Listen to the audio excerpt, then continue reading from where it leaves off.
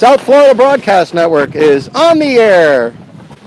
Welcome, everybody, to beautiful South Dade High School here in Homestead for today's special edition broadcast between the West Kendall Nationals and the South Dade Toyota Braves. Hello again, everybody. I'm Jay Hayback, along with my broadcast partner, as usual, Mr. Justin Bresner. Justin, welcome. Thanks, Jay. Looking forward to a good one here now that the rain stopped. Yeah, the weather has been very tricky today, to say the least, as little cells of rain have been going over all of South Florida, which has affected several games this morning. And fortunately, here at South Dade High School, the field is in tremendous condition, and now the tarps are being removed and everything looks ready to go. So we are going to be ready for some baseball action here, hopefully in about 10-15 minutes. So grab your favorite chair and your favorite beverage, and we've got some great AUBL Miami baseball coming at you. So this morning's game, Justin, features two of the top teams in AUBL Miami basically since the inception. And not only that, but the rivalry of these two teams has been tremendous. And what a great rivalry these two teams have had in the 8 seasons of AUBL Miami. Both of these teams have been factors in deep into the playoffs and even towards championship seasons, as the West Kendall Nationals, formerly the Doral D-backs, has won 2 championships. And the South Dade Toyota Braves, of course, just won the championship back 2 seasons ago. So both of these teams have championship pedigree, and both feature basically the same thing, Justin, which is excellent pitching, strong defense, and a really solid batting order. So these teams are almost mirror images of each other, and I know they're both looking forward to this matchup today. So essentially, we got the Yanks and the Sox playing today. Should be a good one here. Should be started shortly.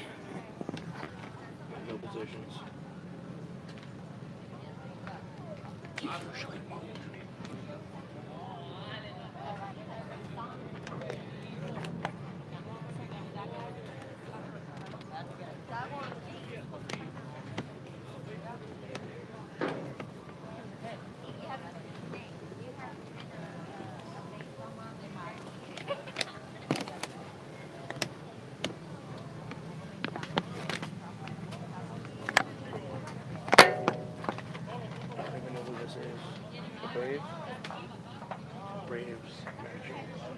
Who gave this to you, though?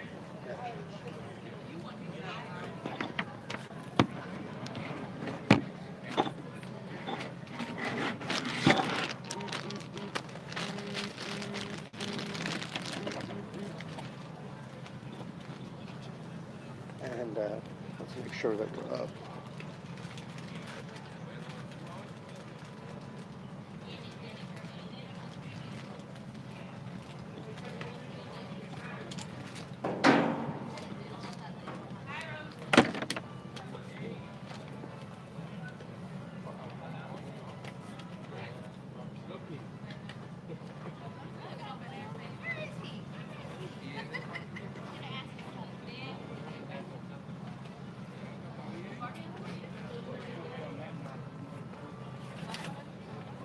Who's home?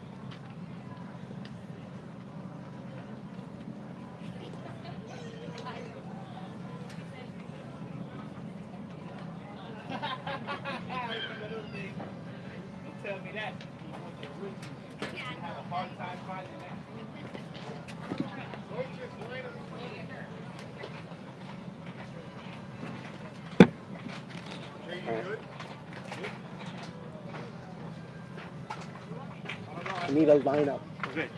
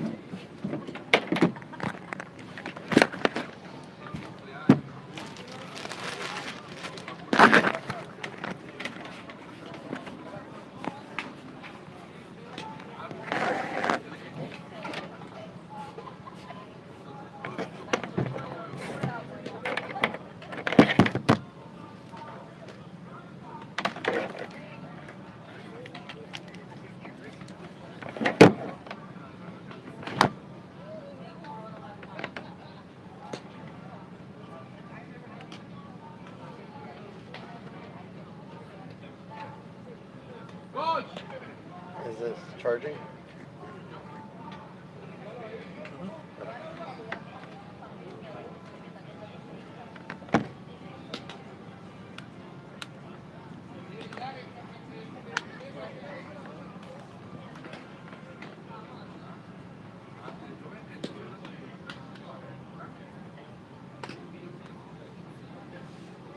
Give me that other book there.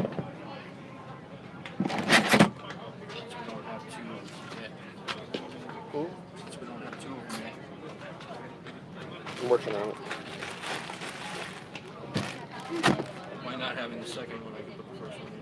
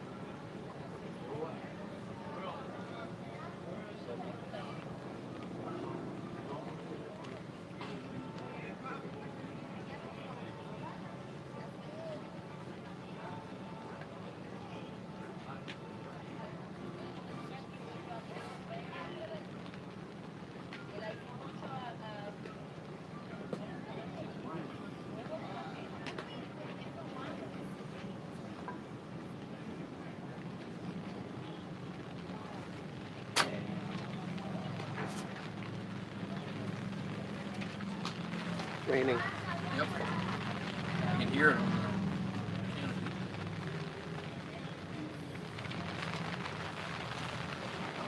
Can you throw these in one of the bags? Just the beige one. What's up? Jake, 60 pounds up. I just weighed 205 on And it has began to rain here, folks, which is not good news for our broadcast, as our equipment unfortunately cannot handle the rain. So we may have to shut down our broadcast if it keeps raining like this, and it is getting harder.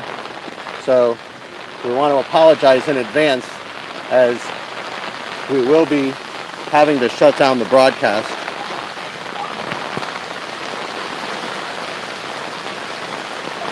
Hi. What's up, Greg? Long time no see. How's it going, man? Nice to have you. I think it's going to go back. I think it's going to go back. Yeah, I hope you're right, because my equipment can't handle it.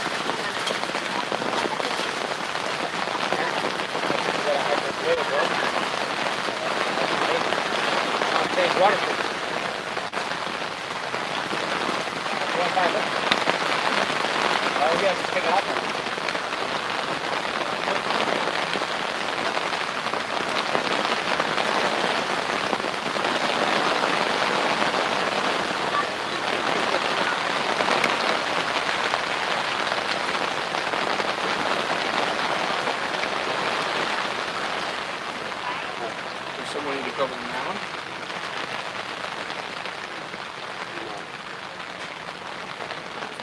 No, it just needs to stop so it doesn't ruin my phone.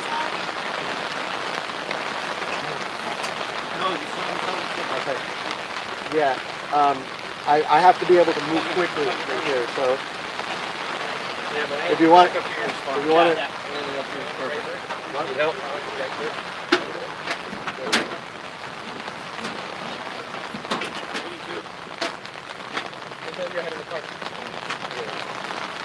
Oh, you mean quick dry? No, I didn't bring any. Sorry. Right now I'm just trying to deal with my own situation too. So folks, we are going to try and remain live as long as we can here, as the rain, it looks like, is subsiding somewhat. So we're going to keep running the broadcast as long as we can. We do apologize in advance if we do have to shut down. You have any of those zip plugs? No. You got one of those zip plugs? Put it in, bring the cable down. You put it upside down. The camera will still look through the thing. We're going to have to put up the thing. See what I'm saying? We will hold this. We'll- And you'll bring the cable to the bottom. So just whatever you're going to say, just say it. You bring it to the bottom with the zip plug, and you don't have to worry about something else. You know what I'm saying? But it'll still see the ziplock, the No, camera. because it's see-through. You put it tight. Once he flips it with this, it's gonna be like fly on it. You will still see through it, and it won't go wet. It's a good idea. I'll think about that. And if anything, I can even just put a hole where the camera is. Just put it like that, and it won't see. Because you have the clip, so it's gonna hold it in tight, Right. like a piece of nylon. Okay. And then the cables will go through the bottom of the ziplock that's open. Just put it through the wall and through the fence. Thank you.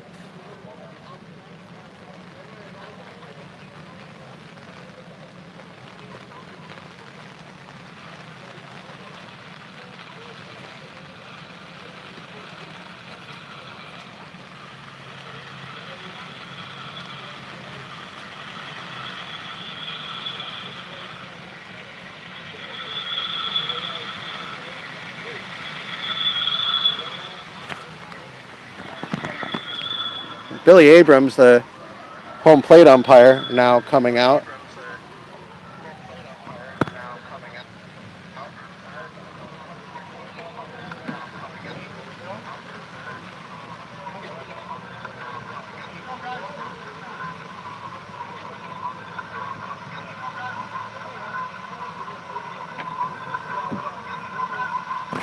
So we are about half an hour late. The game was supposed to start at 10 a.m. It is now 10:30.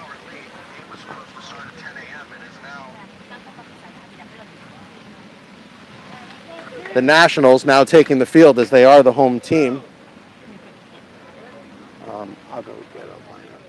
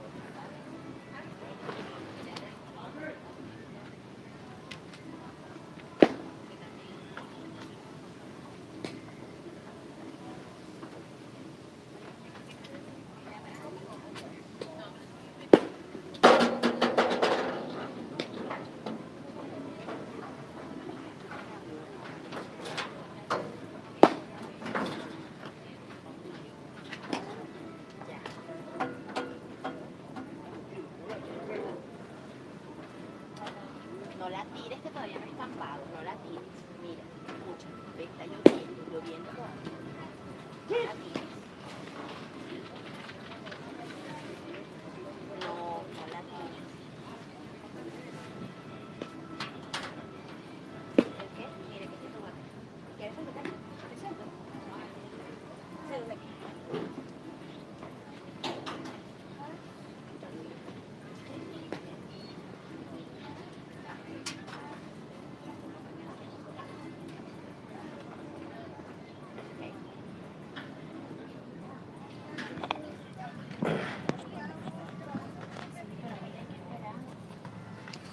Okay, folks, we don't have the lineup yet for the Braves team. However, they are getting ready to bat first.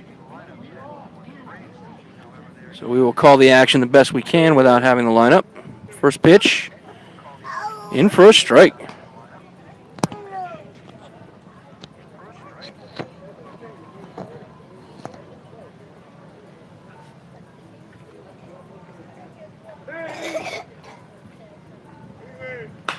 That one's fouled back. Count 0-2.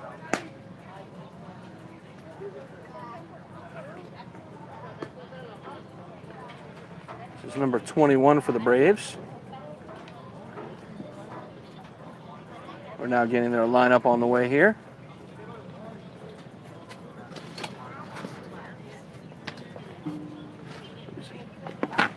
So Paul Vicuña is going to lead off today for the Braves. Hitting second is Franklin Gonzalez. Marcos Pereira hitting third. Luis Capriles hitting fourth. Andres Ibar is hitting fifth. Mauricio Amarista hitting sixth. David Naon seventh. Onyx Suarez eighth. Big swing and a miss, and he struck him out. So this game is underway.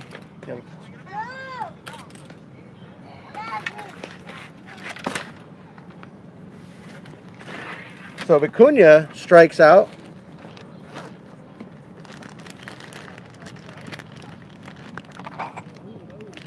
The pitcher for the Nationals looks like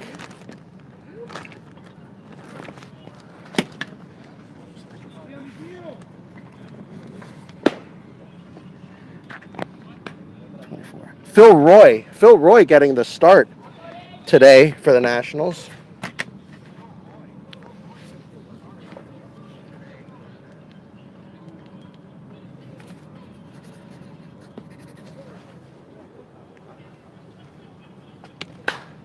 That one hit foul. So Franklin Gonzalez now the batter.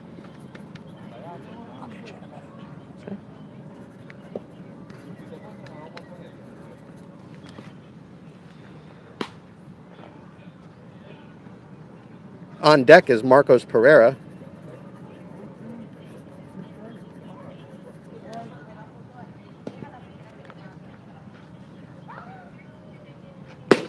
Fastball left outside. So Justin, today, really the story so far has been the rain, as we had, 3 showers already, and we've only been here for an hour and a half. Yeah, it's been coming through in waves. Hopefully we got the last of it there. That one in for strike 3. He struck him out. So 2 strikeouts to start for Phil Roy. Good start for Phil Roy today. Not easy to do, Justin. This Braves lineup is pretty stout to come in and strike out the first 2 batters. And Phil Roy, as we know, is not the usual starter here for the Nationals. You know, we've done many games for the Nationals, and they have quite a deep pitching staff. They have obviously their manager, Eric Berkowitz, who's been their mainstay, but Phil Roy has been, if anything, just a 1 or 2 inning relief pitcher. So for him to be getting the start today tells us there might be a little short.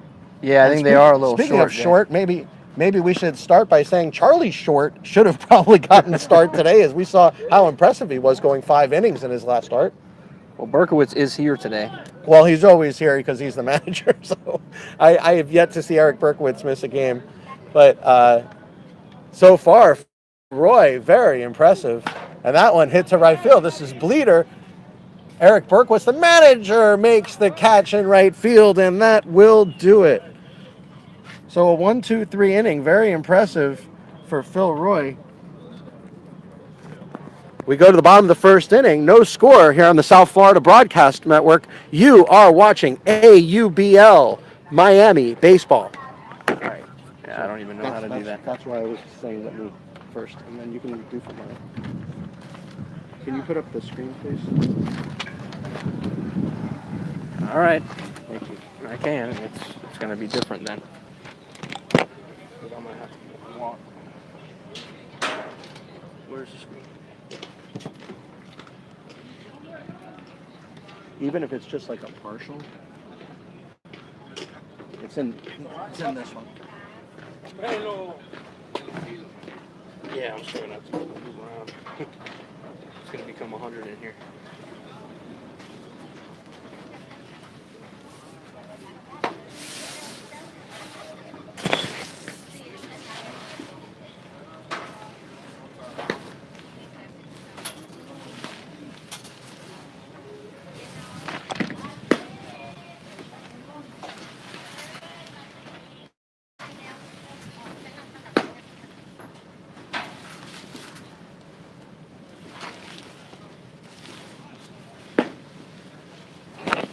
So Jose Marcano takes the mound for the Braves, and if that name is familiar, folks, Jose Marcano was the starting pitcher for the championship series against the Boca Red Sox back in the spring of 2017 season. We are now in the spring 2018 season. Of course, last season's champions were Bauer Miami knocking off the champion Braves. It was actually the Snipers that knocked off these Braves last season. That's enough. And now it's tie over there to the pole. So standing in now for the Nationals is going to be Anthony Guy.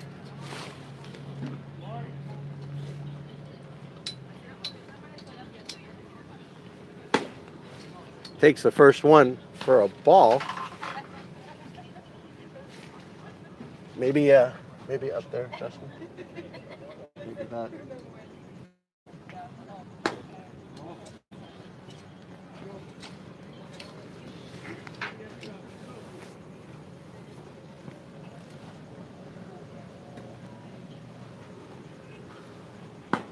Marcano having a hard time finding the strike zone.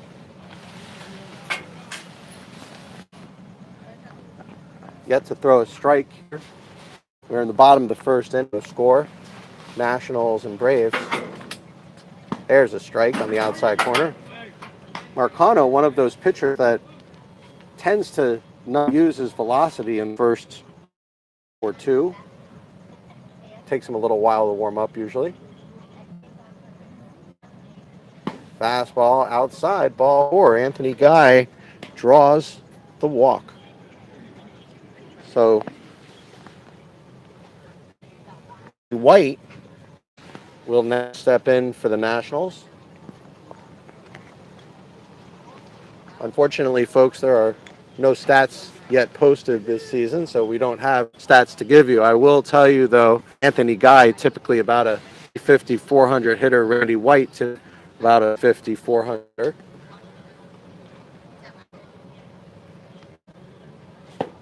Low and in. Guy at first base is a threat to steal. Although with a left-handed pitcher on the mound and Onyx Suarez behind the plate, I know that the Nationals are going to be so excited about stealing bases today, especially with the stout lineup that they have. Chair.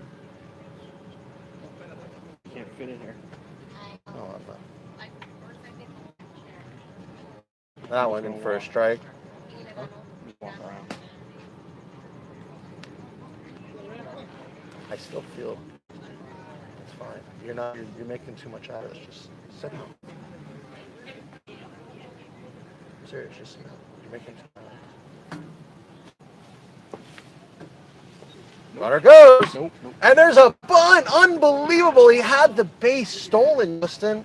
I don't know why he would actually attempt to bunt there. Dude, don't throw it. No. Don't throw the mic like that. What? I just tripped him. No. Alright, well then we gotta get fully situated. Dude, not cool.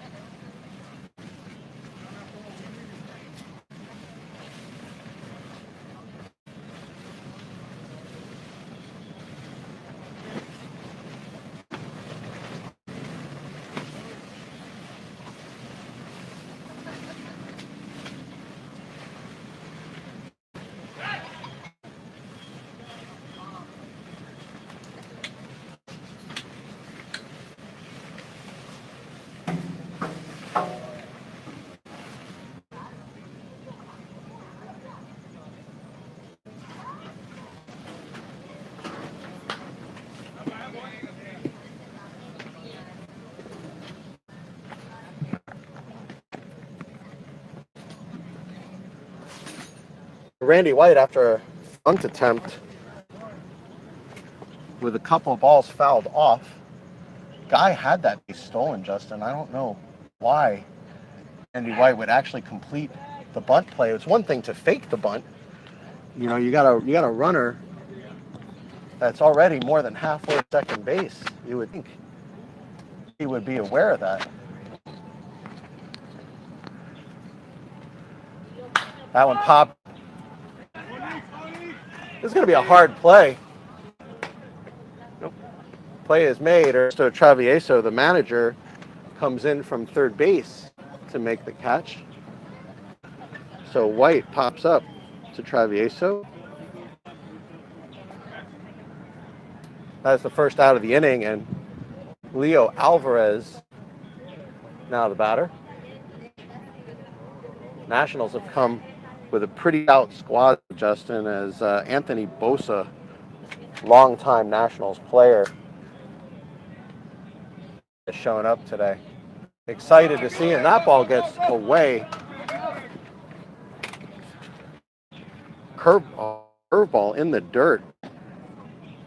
And now, Guy gets to second base.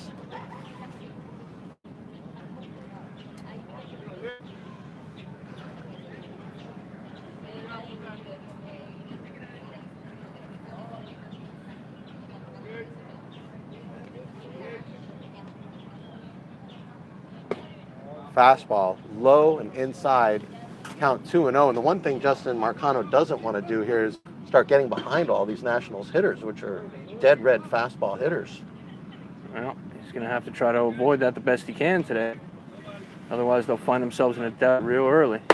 Outside and high.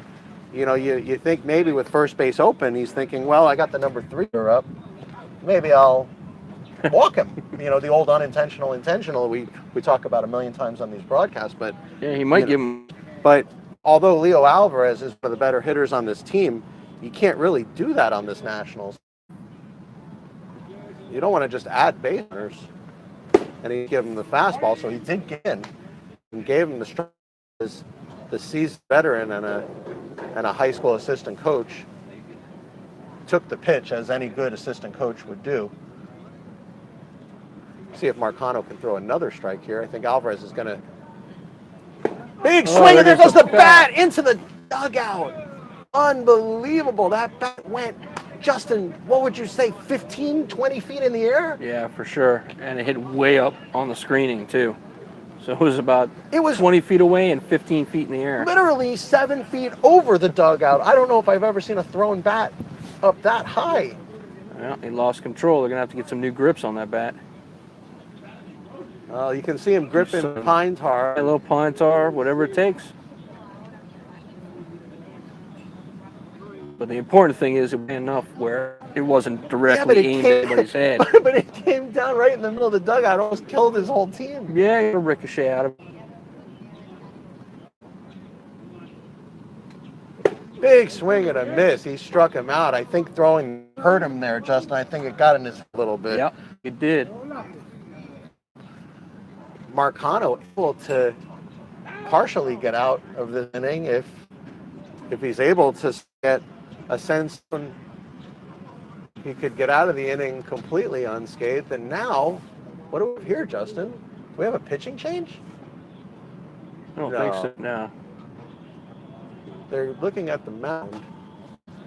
It looks like Marcano, having difficulty with the clay and his spikes, is not able to get good footing out on the mound.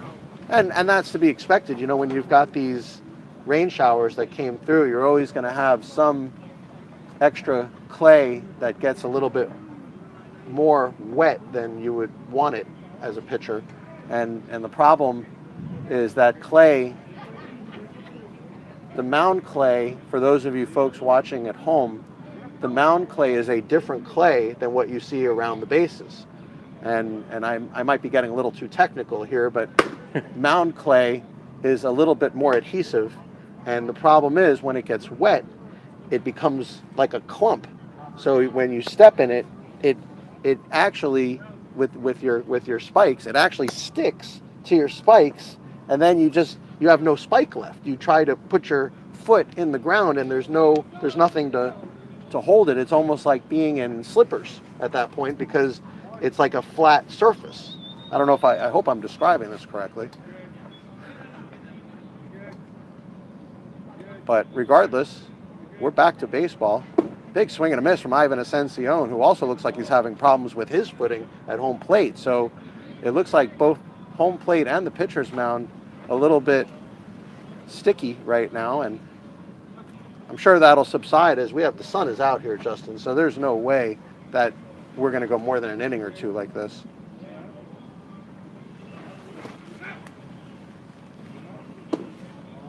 Some type of breaking pitch. Justin, did that pitch break twice? It might have broken twice on that. It almost looked like a knuckleball. I don't know what kind of pitch that was, but I don't think it registered as a pitch. Cued foul into the Braves dugout.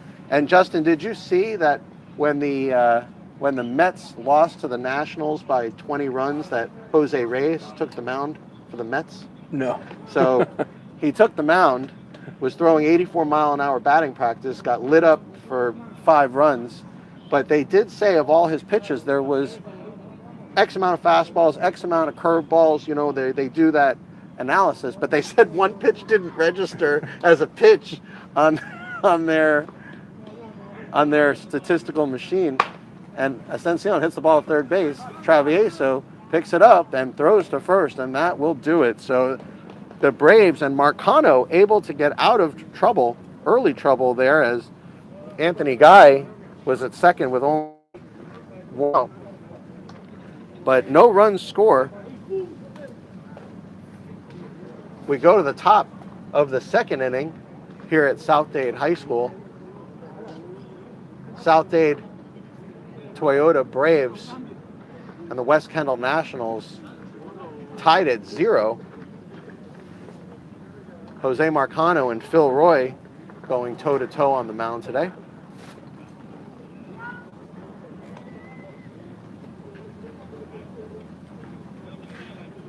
So let's take a look at who's coming up for the South Dade Toyota Braves. Cleanup hitter Luis Capriles is going to lead off. Andres Ibars, one of the assistant coaches, will hit second, and Mauricio Amarista will hit third this inning for the Braves. Capriles, a career 400 hitter. Ibars, a career 400 hitter, and Amarista, a career 400 hitter. So I think the odds are in favor of one or two of these guys getting the first this inning. Big bats coming in. Andres Ibars has been nursing a sore shoulder the last year, but over the first 3 years of AUBL Miami play, Andres Ibars has been one of the top home run hitters in AUBL Miami and has massive, massive power. We have seen balls hit by Ibars go over 400 feet. Well, I'm sure he'll be looking for something like that today. Well, it's not easy to get the ball out of here. You know, you would think it's a high school field. You know, most high school fields are not that big, but South Dade High School actually is a pretty good size. And not only that, but the wind usually does not favor the hitters here. It's not like Archbishop Pullman Carroll, where you've got a fence of, 340, 350 to left field and the wind helping it. So Luis Capriles now will be the batter. I have everything if you want to. I'll just catch up later. Fastball in the outside corner for a strike. So Phil Roy has been very impressive to start off here.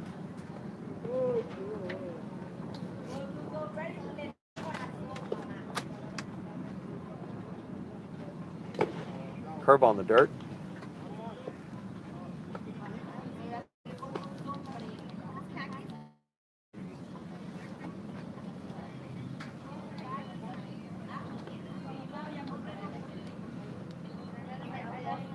Count 1-1.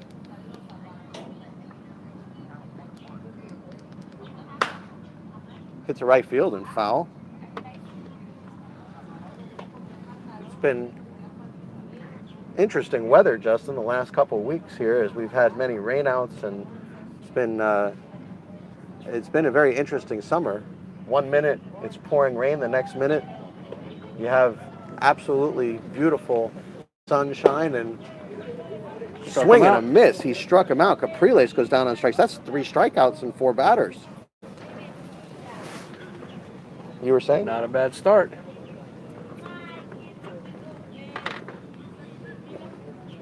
So here's the big bat of Andres Ibars, hitting 5th today.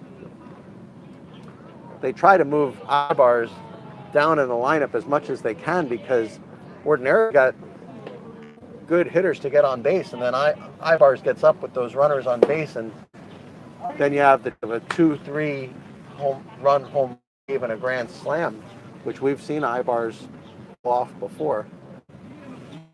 On deck is Mauricio Amarista. Hit hard, but short. Alvarez up and over to first. He bobbled it, but somehow it looked like Ibars has type of injury because he half chugged to first. Yeah, he wasn't fully gunning for it, so maybe a hamstring issue or something like that. I have one of those. Obviously everybody does, but I have one of those injuries. I will not be playing in my game tonight due to a hamstring injury. So Mauricio Amarista with 2 outs now.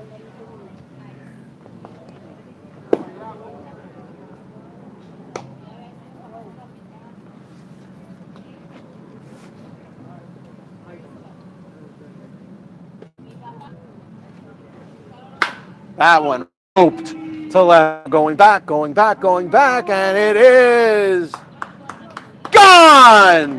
Billy Abrams says it is gone as Mauricio Amarista, the 6th hit in this lineup, absolutely blasted that ball over the left field wall and breaks the ice here at South Dade High School. South Dade Toyota Braves lead 1-0. A fairly subdued celebration there, Justin. Yeah, it's early in the. It is. Well, I think it's like, yeah, we've been here before, done it. So Mauricio Amarista touches them all. Absolutely scorched that ball. That ball must have went at least 390.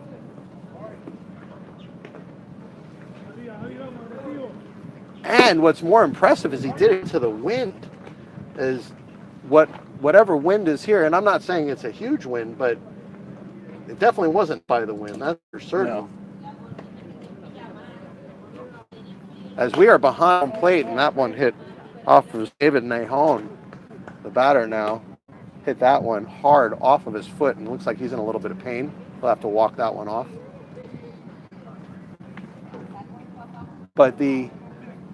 But our position, as usual, behind home plate, we can feel the wind coming at us.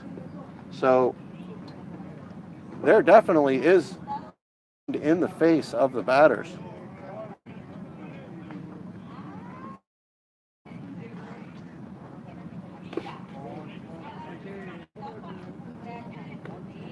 Curveball in the dirt for Nahon, a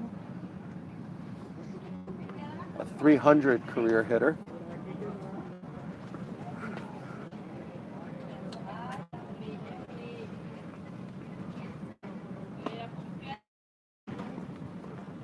Curveball does not quite get back over.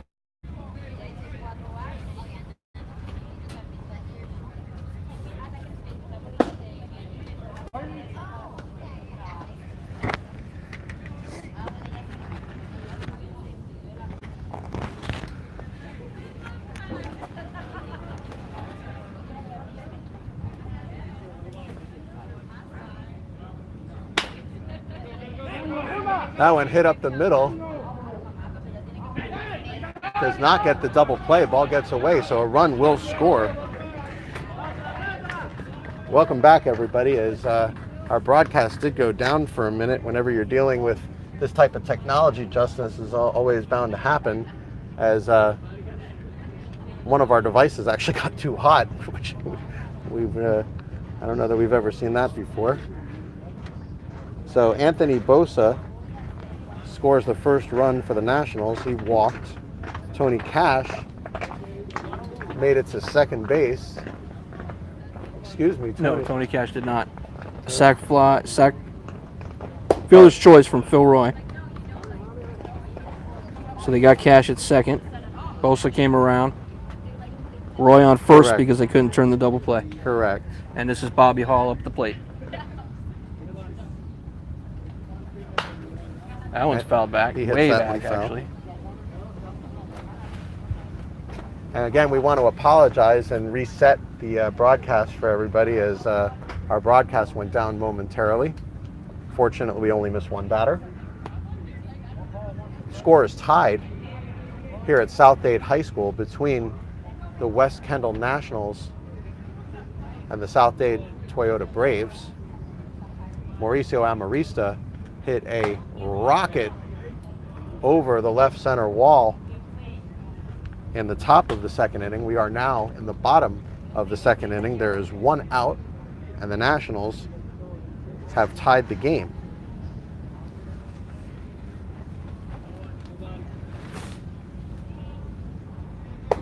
Fastball in for a strike. So just to reintroduce everything, I'm Jay Hayback, along with my regular broadcast partner, Justin Bresner, and we are here at South Dade High School, a beautiful day, sandwiched around 3 rainstorms.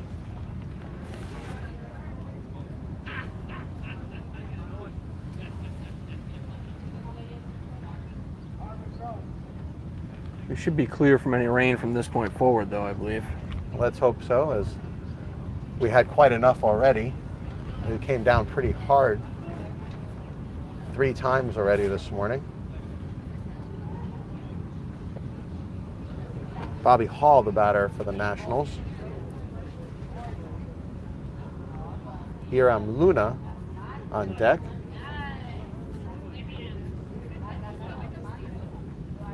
That one hit hard to the right side. Second baseman up and over to first. He got him. 2 outs in the inning.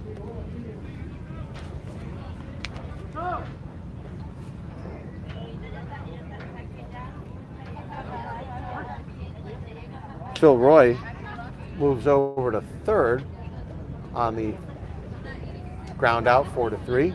And now it'll be the number 9 hitter, Hiram Luna. Leadoff batter, Anthony Guy, on deck.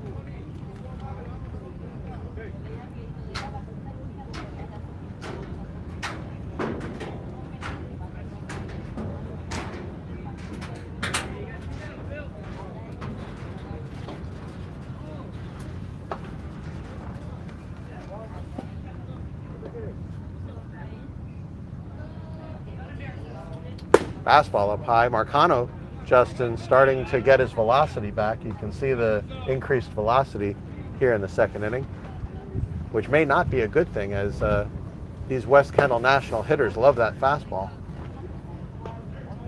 Count 1-1.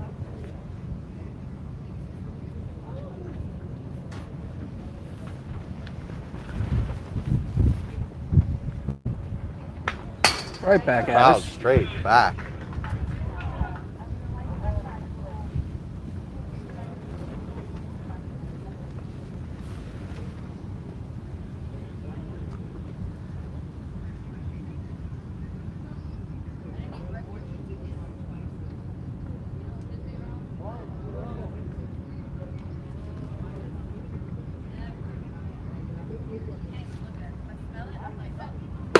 Big swing and a miss. He struck him out, and that will do it. But the Nationals get the run back.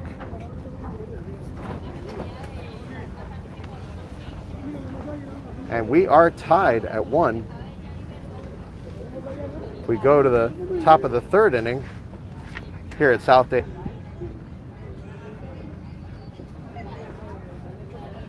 You know, and it's a good thing they have a pretty big tarp here at South Dade High School, because the fans would be cooking right now. That with they that would. sun. That they would. As we, of course, always bring our canopy, so we come with a built-in tarp. But a lot of times we've seen it before where the fans have nowhere to go. And that's why there's no one sitting to our right, because they do not have a screen of any sort on that side. Well, and that's the high school advantage, right? Right. The home team gets the cover. The away team has to sit in the sun or the rain or Well, we see whatever that, elements are thrown at them. like, for example, at University of Miami football games, we see this. Yep. Where the games that are at 3:30, the sun will hit the visitor side of the stadium and basically roast That's the right. crowd and beat them into submission so that they don't want to cheer anymore. Whereas the home side of the field is In the shade. nice and cool, in the shade. And hopefully enjoying the stomping that the Hurricanes are putting on their opponents. So Phil Roy has been very impressive so far, other than the home run, which is the only hit that the Braves have so far. Other than that, Phil Roy has been lights out. Absolutely. And he was the one who hit into the fielder's choice, allowing Bosa to come around for his team. So he's helping his own cause. He's had a good game so far, there's no doubt.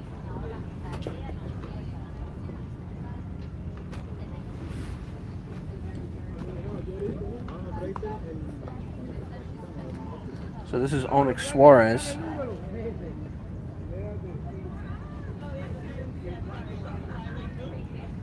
Suarez, a career 280 hitter, very reliable catcher. Tries to bunt for a hit? Really? Surprising, wow. And he almost beat it out. Almost. Boy, that was very surprising. What a nice play there from Phil Roy off the mound. I gotta tell you, that was very, very impressive all the way around there. And now it's the manager, Ernesto Travieso, who also a career 280 hitter, has been hitting the ball well lately. Hitting over 350 in his last 6 games. Wearing the 420 jersey today. Yeah, a very odd number to say the least, as obviously But we have seen plenty of damage done from this 9 spot. the alternate community obviously is laughing hysterically right now, as we are seeing leaps and strides in the medical marijuana community, and now it looks like at some point marijuana may become legal, even as a recreational drug. Eventually it will. But 420, of course, is the universal symbol for marijuana. There's a nice shot to short. Alvarez up and Scooped over up. to first, and Oh, he dropped it at first, so he's Dropped going to be it. safe, Jay. So manager's on first for his team. that'll go an error on the first baseman. And you can hear him yell out an expletive of some sort. Yeah, I mean, he had it, he snow coned it, and then it just fell out of his glove. It was a nice play made by the shortstop to get the ball there, but just couldn't hold on to it. And that takes us back to the top of the order with Paul Vicuna. Vicuna struck out swinging in the first.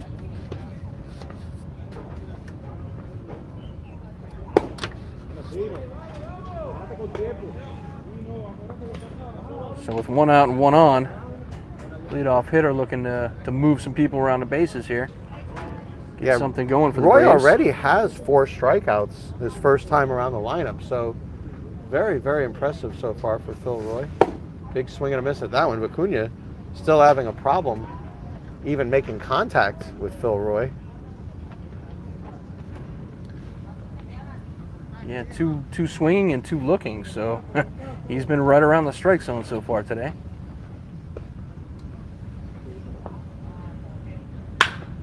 Hit on ground and short, up to second base, back over to first, and he got him. Got a Double play. Nice.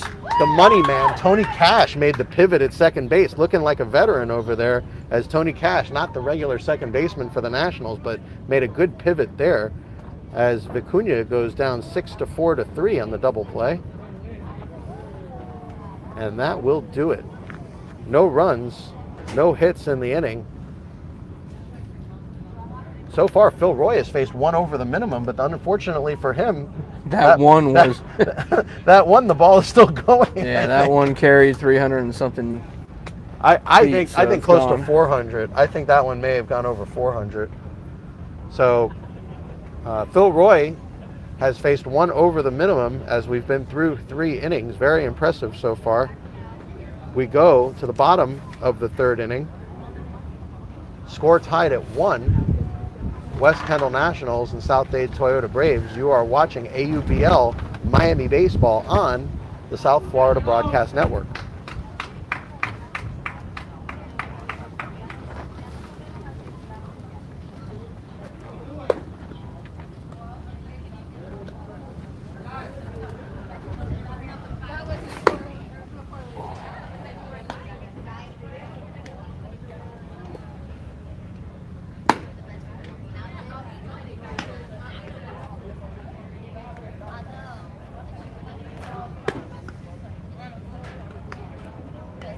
So Jose Marcano comes out for his 3rd inning of work. His velocity getting stronger and stronger with each passing inning. Not uncommon for Marcano to go deep into ball games. But with this Braves team, you never know. They have so many pitchers. They have the assistant coach, Andres Ibars, who we've seen throw fire, can throw over 90 miles an hour. You want to get him at least an inning or 2, don't you? Yeah. Usually he's good for 2 or 3 strikeouts an inning. Yeah, he may very well come in this game later, but here we are on the bottom of the 3rd, but the top of the order for the Nats, so it's back to Anthony Guy, who walked in the 1st. Yeah, and then we saw Randy White with a questionable bunt attempt as Guy had second base stolen and White bunted foul. you always like to see small ball in AUBL Miami. I mean, we're definitely not saying that White was wrong to bunt. We're just saying that Guy was already more than halfway to second base by the time the ball hit the bat, and that maybe one's in there. Maybe it might have been a good idea for White to pull the bat back just in favor of letting him have second base, have the base, and then bunt again and get him to third. We might be dealing with a 2-1 game right now. Oh, big swing, a flailing swing at that one. Anthony Guy took a huge swing at that inside pitch. That left-handed spin that we always see on those fastballs, Justin, where the left-handers have that tail to their fastball. Huge tail there on that fastball from Marcano. Just outside with that pitch. Count 2-2.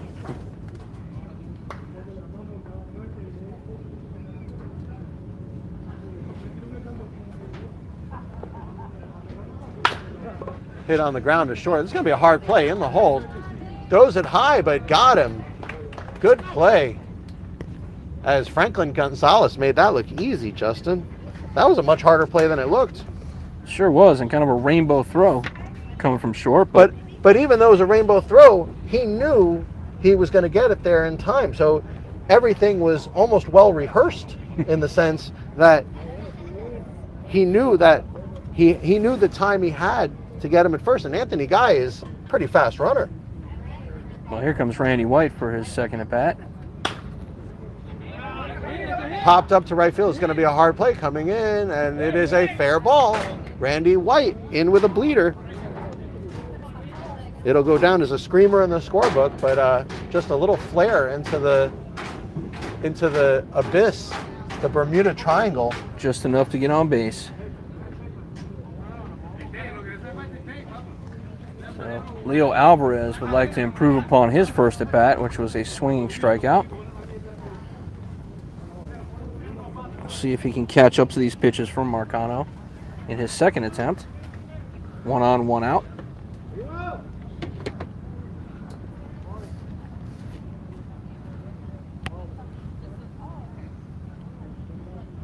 Alvarez, you'll remember, was the one who threw his bat about 20 feet into the air in his first at-bat.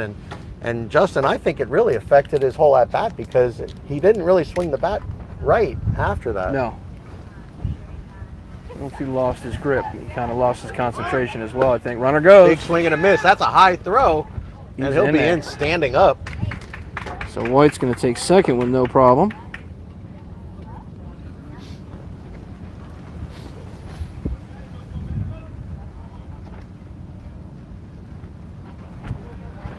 Alvarez now working with 1 out, man on second. Alvarez kind of took one for the team there, swinging at that high pitch, because I don't think he had any intention of hitting it. I think that was just a let me distract the catcher swing. Well, that's what he wanted, and it worked, because they now have a man on second. With only 1 out. Second baseman shading over, now back into his position.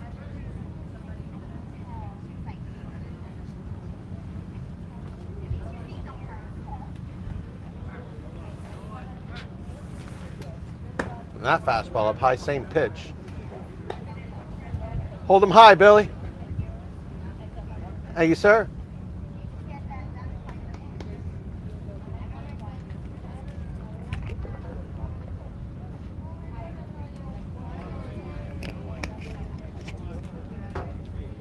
Curveball popped up. This will be a can of corn for the left fielder. Settles under and makes the catch. And makes the throw to third base, but no action there as Randy White holds his position at second base. 2 outs now. Ivan Ascension looking to get something going for the Nats here. Ascension grounded out to third in the first inning.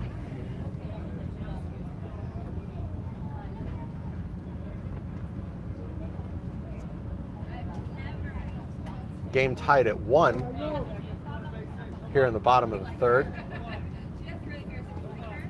Braves and Nationals. That one popped up out of play. Came with the fastball there.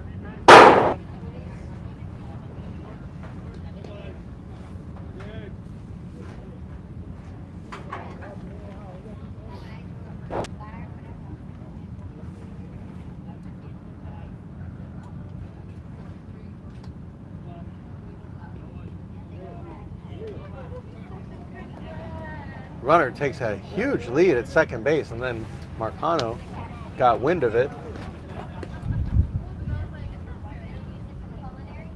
White had to flee back to second base.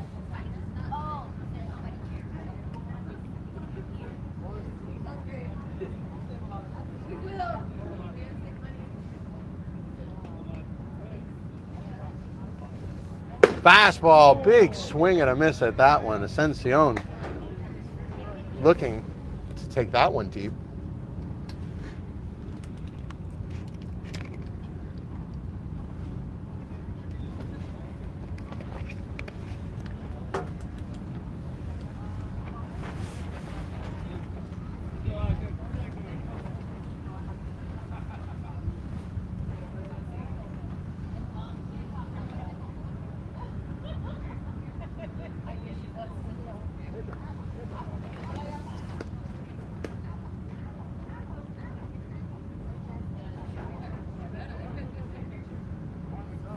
Little cat and mouse game here, and Suarez now will go out and get things straightened out with Marcano. Looked like couldn't get his sign straight.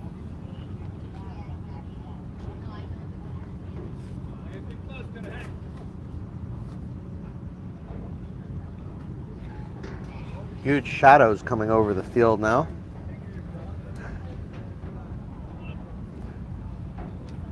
Sun has completely disappeared. Curveball missed. Again, it looks like a wiffle ball when it comes in, Justin. Almost looks like it's breaking twice.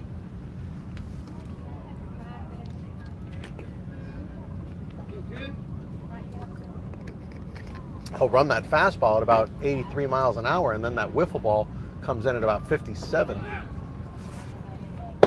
Missed inside. With first base open, we'll see what he does. Hold him high, Billy. Count even now, 2-2.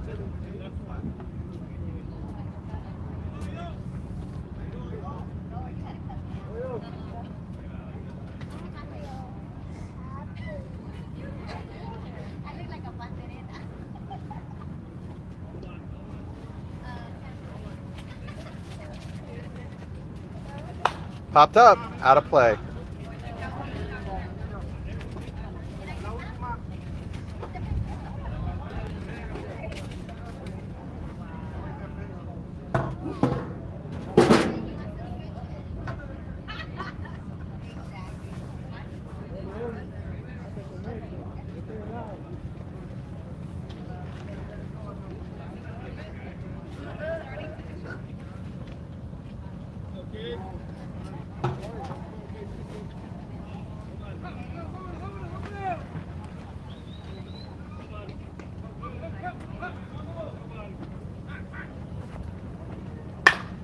That one hit hard, but right at Travieso, and he's got him in a rundown. That will do it. So Ascension hits into the force out, albeit not a true force out at third base. So it'll go as 5 unassisted, and that will do it. No runs in the inning. We are still tied at 1. We go to the top of the 4th inning. You're watching AUBL Miami Baseball on the South Florida Broadcast Network.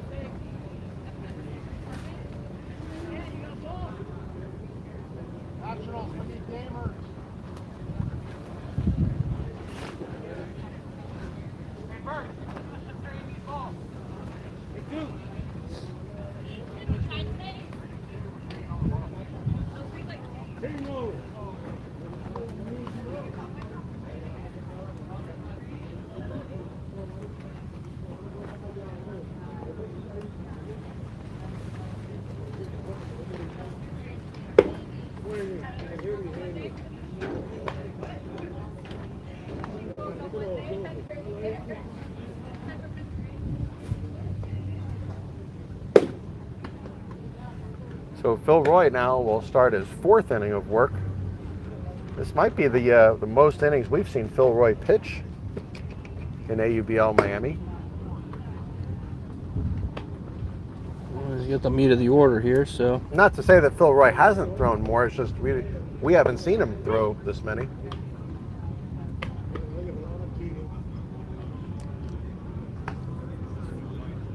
Yeah, this is going to be a big test here, Justin, because not only is it the meat of the order, but it's the second time around the lineup, and you and I both know that first time around the lineup's a little easier to fool the South Dade Toyota Braves batters. Everyone except Amarista. Yeah. Wasn't fooled at all. Yeah, I would say that ball was hit as well as you can hit a baseball here at South Dade High School. That ball traveled a long ways. Here's Franklin Gonzalez, struck out looking in the first. We'll see if he can get the bat off his shoulder this time. Take some hacks at it.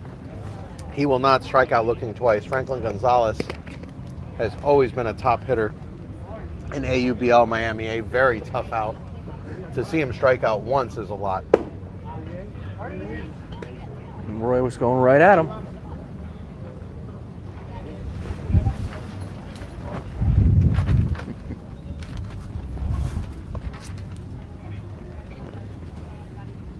Big swing. He actually did a full pirouette on that one. Count 0-2 now. Roy on top of Gonzalez here. I think he can kind of skirt the zone on this next one. See if he can entice a swing out of Gonzalez. Yeah, left it too far outside.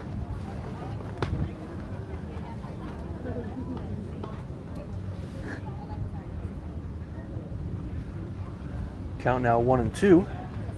You are looking live at South Dade High School for the South Dade Toyota Braves versus the West Kendall Nationals. We are tied at 1 here in the top of the 4th inning. No one's fouled straight back.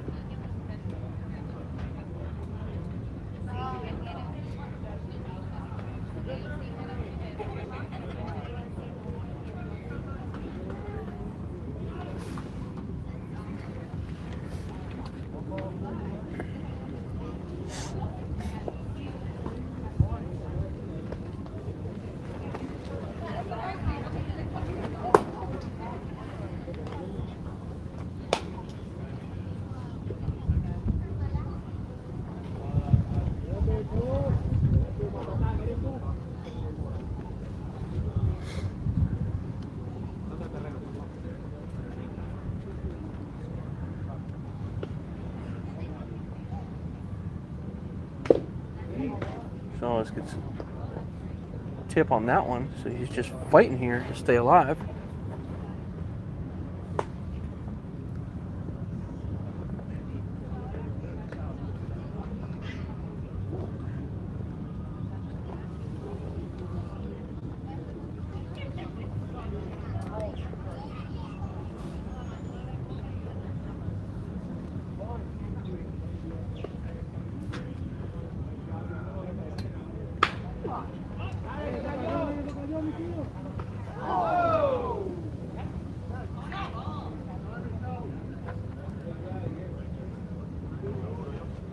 Got an injury on that play, Jay.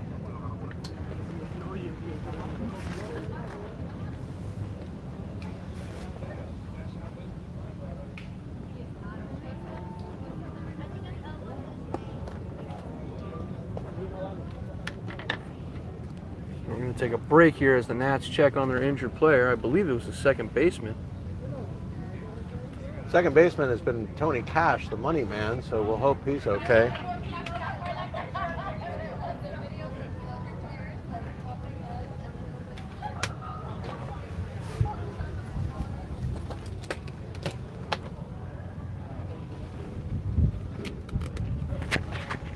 So we'll have a slight break in the action here as they attend to what we believe is the money man, Tony Cash. We are still unsure. We can't see for certain. We don't want to say it's somebody and then have that family be concerned when... Well, they're getting up now anyway, it appears, so... It's not needed. Regardless of the player, it looks like they're going to be able to shake this one off and hopefully remain in the game. We'll find out shortly. Okay, I don't think that's Tony Cash. Well, I know Cash turned that double play to finish the 3rd inning.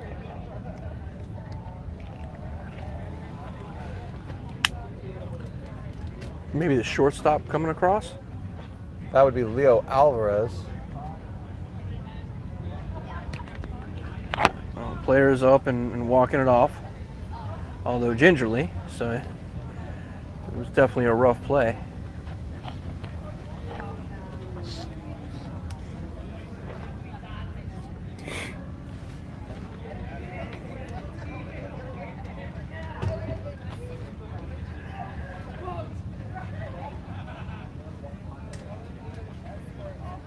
Okay, umpire's on his way back.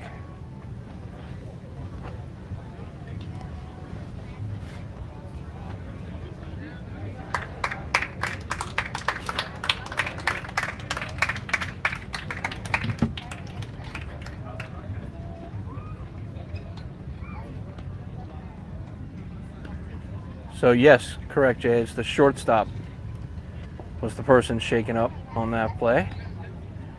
He's now squatting down in his position, but he seems to be okay. He's just trying to stretch it out. Hey, Leo, you wife have a baby yet? Not yet. They all wanted to know.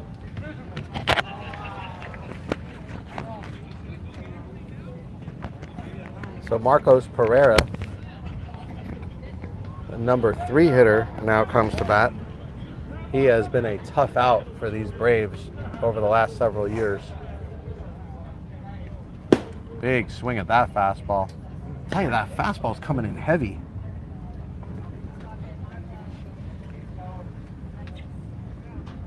You can hear when it hits the glove, it sounds really heavy. Marcos flew out to right field in the first. That one's left up high.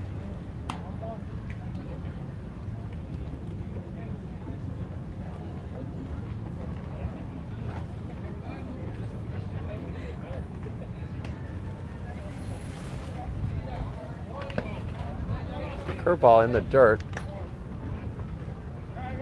Count 2-1.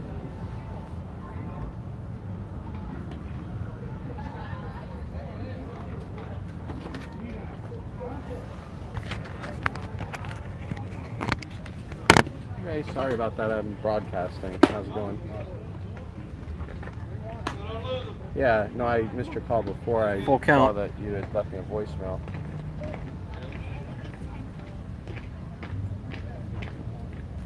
Okay, yeah, I don't know if I can do anything about that. That one's cracked. Literally, Justin. I think he cracked his bat there. Yes, he did. Split the bat, All right, thanks. but the ball gets down. Yeah, the ball didn't travel as far as it would have. So Pereira's now in first with that broken bat single. Looked like it was going all the way to the fence, the way it came off his bat, but that broken bat really took the sting out of it, so it'll go as a single. And now Luis Capriles, the batter. Capriles struck out in the second. Fastball inside for a ball.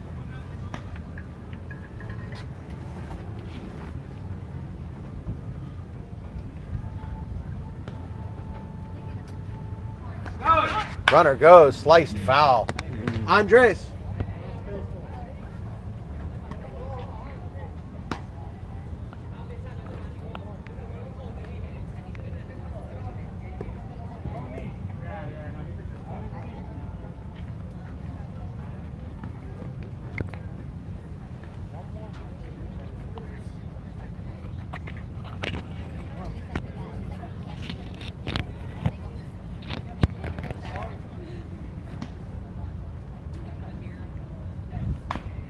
Foul that one straight back.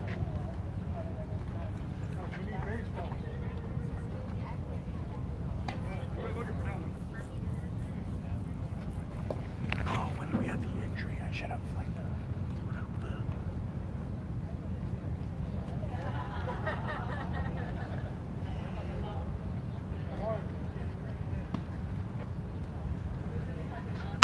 that one hit hard to center field, going back.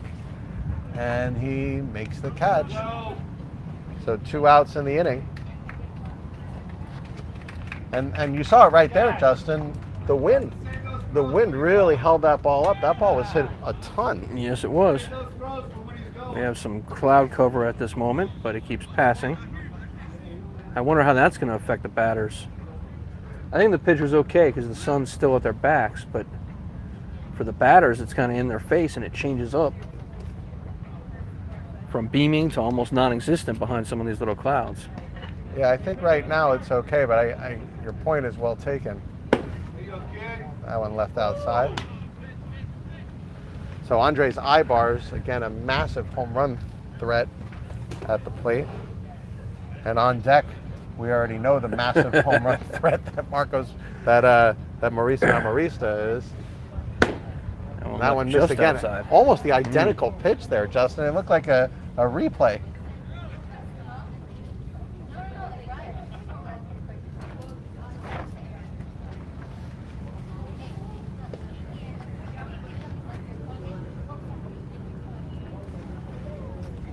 Foul straight back at us.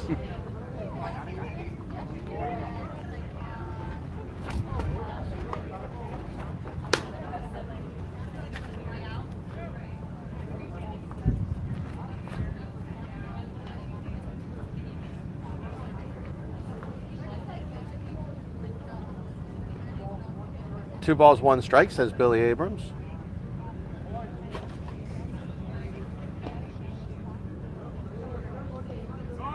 Runner goes. Here's the throw to second base. It's going to beat him, but the throw gets away. It was a good throw. Yeah, Pereira had a good jump, though. And Tony Cash seemed to have a little trouble getting a hold of that ball. Yeah, there. well, the throw was a little low, but the throw definitely beat him. Count 3-1 now. So 2 outs, man on second. Yeah, and that's the time to steal, Justin. You know, when you got 2 outs like that, you got to somehow get yourself in scoring position so a base hit can put you ahead here. In for strike 3. Wow. Excuse me, for strike 2. Strike 2. I was jumping the gun there. I think Billy Abrams got so excited by the strike call it made me jump to strike 3. Well, because the pitch was on the corner and the batter didn't swing, so it was a judgment call, but looked to me like it was in the strike zone. Yeah, and hard from our vantage point here. We're a little lower than we're used to being here. Allen's Curveball in for strike 3. Wow. He struck him out, and that was strike 3. Andres Ibars could do nothing but look at that one as that curveball broke sharply late. Good curveball there from Phil Roy. So we're officially halfway through the game here with a 1-1 tie. The Braves getting it done with a huge home run, and the Nats getting it done with some small ball.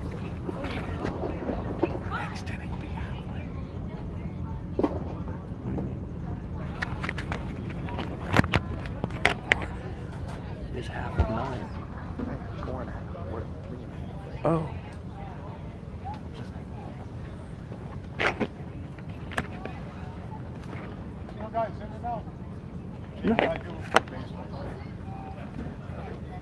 But I really don't want to use them.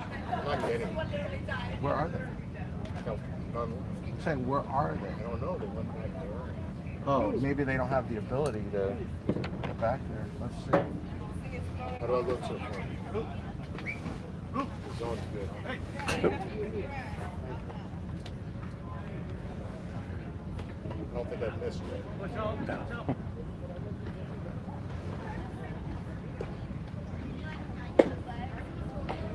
So Jay Hayback's going to go try to hunt down some more baseballs, as we have had many foul balls already today. And this area kind of, I don't want to say awkward, just South Dade here has some kind of gardening program right behind us with some greenhouses. So when some of these foul balls are hit, it's a little harder for us to scoop them up.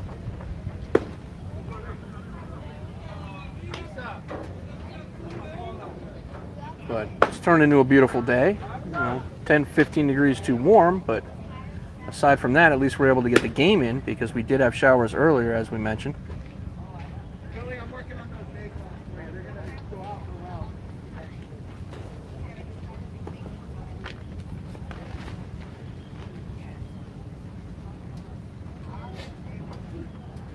So Anthony Bosa is going to lead off the bottom of the fourth.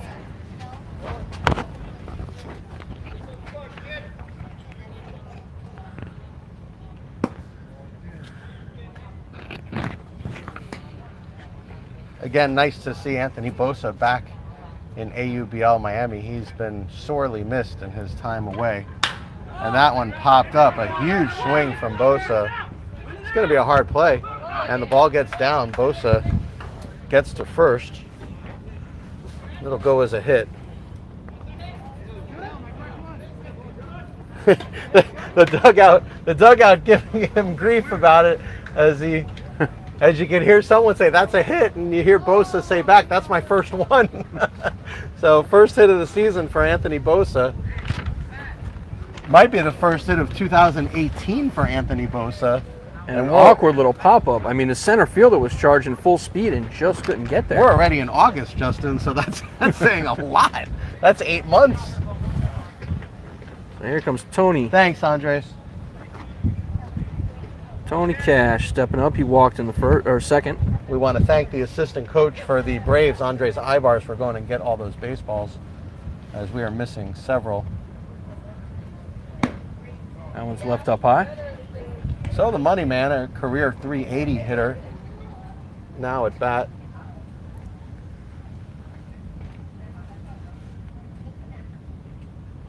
Marcano leaves that one outside for a ball. But the significance of Bosa reaching is that there are no outs. So now the Nationals, in a tie game, have a lot of options available. Obviously, the money man not really a threat to bunt, but looks like he's going to take first here, Jay. As the count is now 3-0. Not sure if it's the intentional, unintentional. No, it absolutely is not. I think he was trying to catch the zone and just hasn't been able to. No, with no bases open. Caught that one. Count 3-1. Yeah, with no bases open, it's definitely not the unintentional, intentional. The UIBB, as we have coined it. Big swing. Wow, full count, just like that. the money man doing a stretching exhibition after that heavy swing. Well, here's the money pitch to the money man, Jay. Foul that one off of Onyx Suarez's mask. Yeah. Suarez is going to take a second to reset after that one. That one really caught him. They call the catcher's equipment the tools of ignorance. I think that was the foul tip of ignorance there, as it might have jumbled Suarez's brain around a little bit there, as that one hit him flush off of the mask. Yeah, he seems to just have shaken it off and he's ready to go. You don't hear about cases of CTE in baseball, but what few cases there are have to come from those type of collisions, I would assume. Mm-hmm. Either that or somebody trying to come around from third and colliding with the catcher. But that doesn't happen anymore. They took that out of baseball. Right. So no more collisions in baseball. The money man pops up to right field, settles under it, and makes the catch. So nice play. 1 out in the inning. The money man flies out to the right fielder.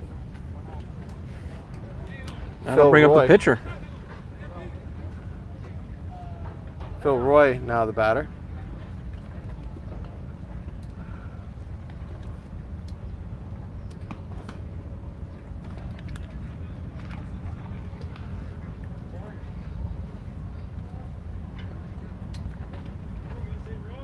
Roy grounded into a fielder's choice in his first at-bat. Big swing and a miss, and he probably needed to lay off of that, as that was about 6 to 8 inches high. See if he settles in here. Well, let's see if Marcano goes back to that same pitch. A lot of times if you swing out of the zone, the pitcher and catcher will take a note of that. Nope. This one gets away. So it'll go as a stolen base, although it was a wild pitch as well.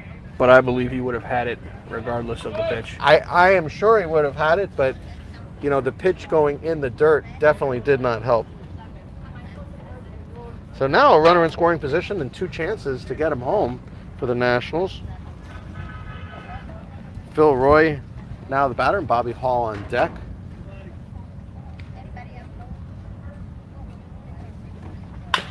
Pounded into the ground, second base. This will get the runner over to third. And there's the play at first. He got him. Goes down 4-3. I'm going to Finger something? What? pictures. It's I think it's in the green bag.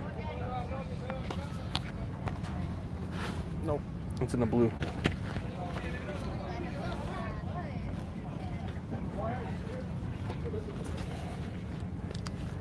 Okay, so Bobby Hall's up with 2 outs, man on second. Hall hit into the 4-3 in the second inning. Watches that one low. Good eye.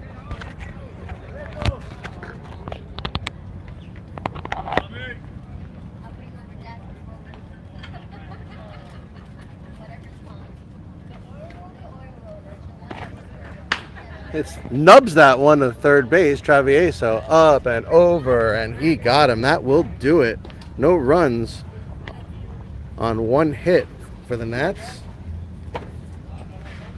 We go to the top of the 5th inning.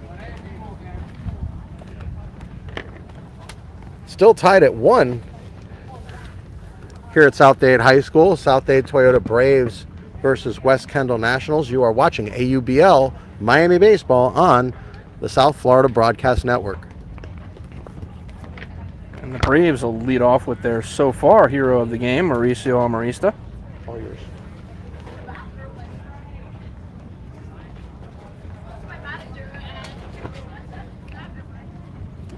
So I will be covering the calls for the next few minutes as Jay Hayback's going to head out into the field. Get some pictures of these athletes out here, given they're all on a Sunday morning, I guess, still.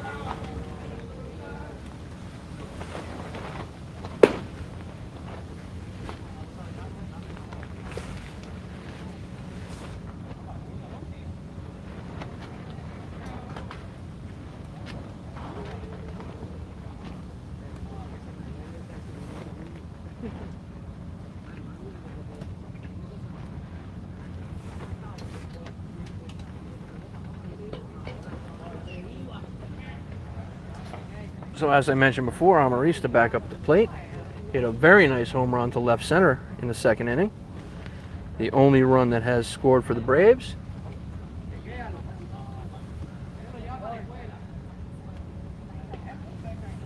We'll see what Roy's got for him this time. That one's left a little low.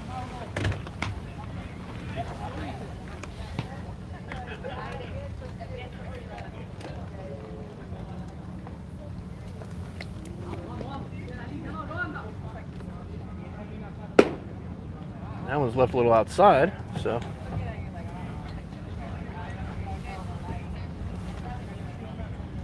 Two 2-0 to start this at bat.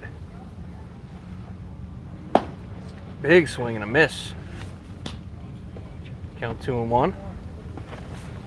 Amarista steps way out of the batter's box to reset after that one.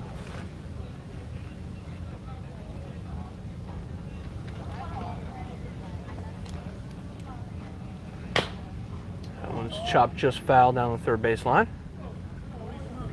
Count now is 2-2.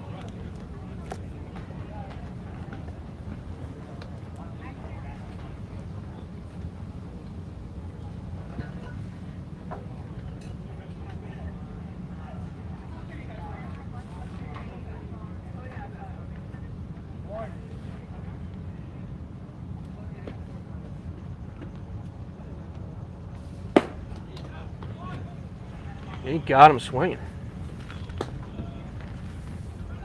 So the home run threat has to take a seat here in the fourth.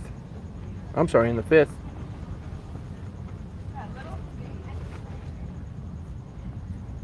And that's going to bring up David Natton, who struck out looking in the second.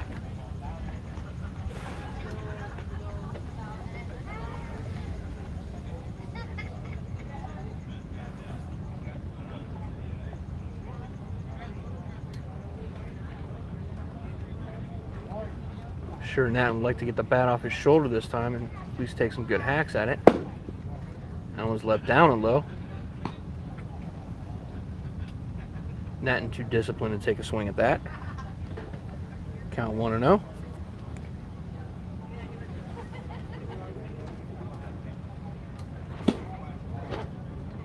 That one's inside. Count 2-0 now to Natton.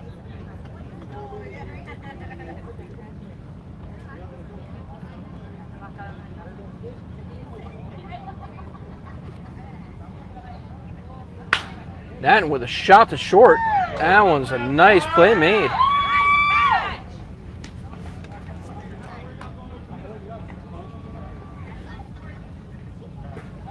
So Hiram Luna, great snag there.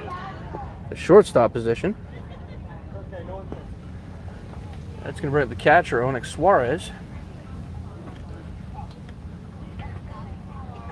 Suarez dribbled one to the pitcher in the third.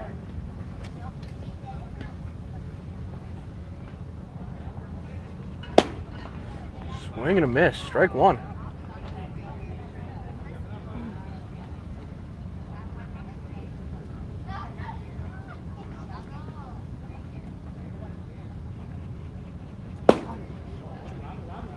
Another swing and a miss for Suarez.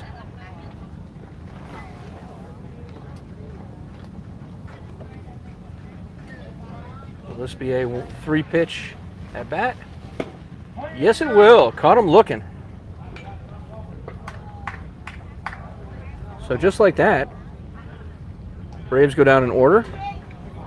A swinging strike, a line out to short, and a strike looking for the catcher, Onyx Suarez.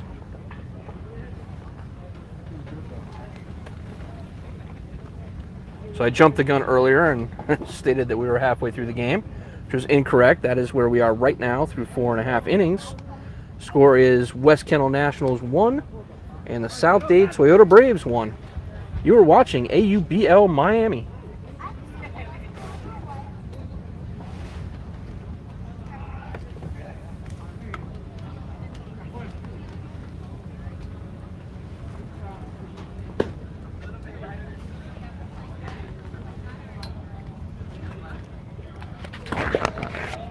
So Justin Eric Berkowitz made quick work of the Braves that inning. There were a couple pitches that were not called a strike that I thought were pretty close. I let Billy Abrams know so.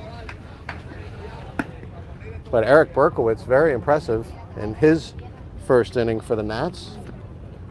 Jose Marcano still on the mound for the Braves.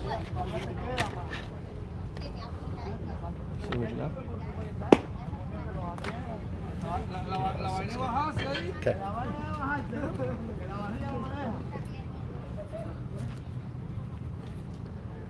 So Hiram Luna is going to lead it off from the 9th spot for the Nats.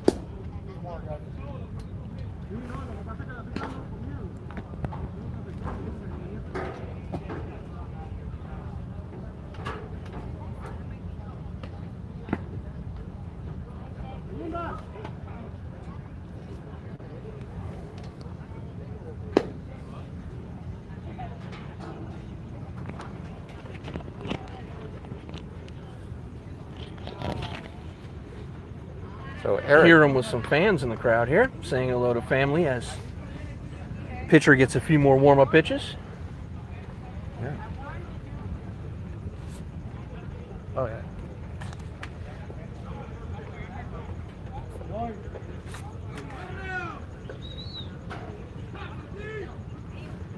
Oh, and that one hit him. You Oh. could hear it from here.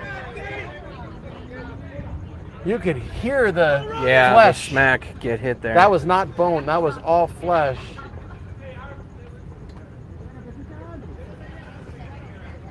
So Luna's going to make his way to first, although he sounded like he was hit really hard. Doesn't seem to be any worse for the wear as he calmly strolls over to first. Well, I think what you'll find, Justin, is that might be one that ask him in 20 minutes. That's going to take us back to the top of the order with Anthony Guy. that may leave a mark, as they say. I would bet that it does, considering the smacking noise we heard from back here. And Guy with a drag bunt. This is going to be a hard play. Travieso to first, and he got him. Nice bunt by Anthony Guy, though. I'm going to put that as sacrifice. Even though he tried to drag it, I'm going to put that as a sacrifice. Okay.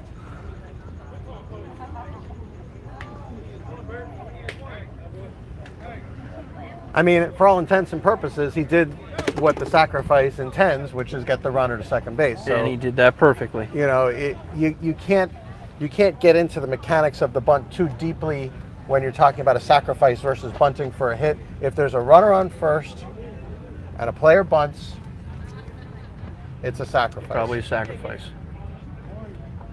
So this is Randy White.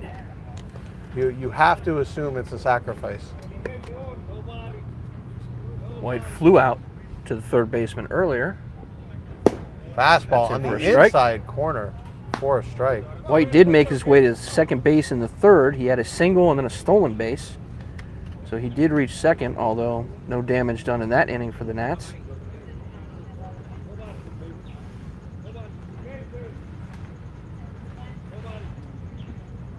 That one hit hard. That's gonna gonna get down down. for a base hit. And We have a problem. unbelievable. We We have a have an problem. injury. He's going to be safe at second, Jay. White in with a double, That's a a nice hard hit double. double, but it's one of the rare times you'll ever see a batter from second not score on a double. Well, considering he was holding his hamstring. So we do have an injury, and we'll see if Yeah. they use a courtesy runner here. Are they not going to use the courtesy runner? Apparently not. So it's going to be up to Leo Alvarez. Well, he's going to have to hit this ball 350 feet to get him home, Justin. 'Cause He might. he's looking at the bench, so here Luna. And he's still stretching out that right hamstring. Oh, you know what it is? Was it the hit by pitch? Is that why he couldn't run? I don't think so. Because he's reaching in the exact same spot where he got hit. It's hard for us to see the actual hit, but we certainly heard it. This is an odd situation, Justin, because you do get two courtesy runners, and I don't believe the Nationals are using them, and that one hits a right center That's gonna field, count. and that's going to be a base hit. So, unbelievable. Unbelievable. He'll make it. Unbelievable. I have never seen, I said 350, Justin. Yeah. He hit it 340, and he would have been out at home.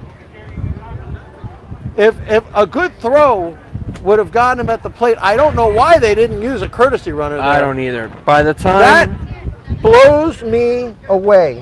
White made it to third base, Luna was maybe 6 feet off of third base and hobbling home. But he was able to do so. He did come around to score. So Leo Alvarez with a nice shot to right center field, and he'll get an RBI, albeit a very awkward one. very slow moving RBI. That was something to see. But another run on the board for the Nats. Well, folks, because we're on YouTube, I'll tell you, go back and look at that again. Because you can do your own replays, right? We don't need to do it for Right. you. You can. Certainly no slow-mo needed because he barely made it to home plate You there. may want to speed it up, if anything. But Okay, there's been a pitching change now, so Marcano's going to take a seat. I got to ask the question, Justin. I'll be right back. I'm going to do some reporting here. Okay, let's find out who the new pitcher is going to be. Jay, 15.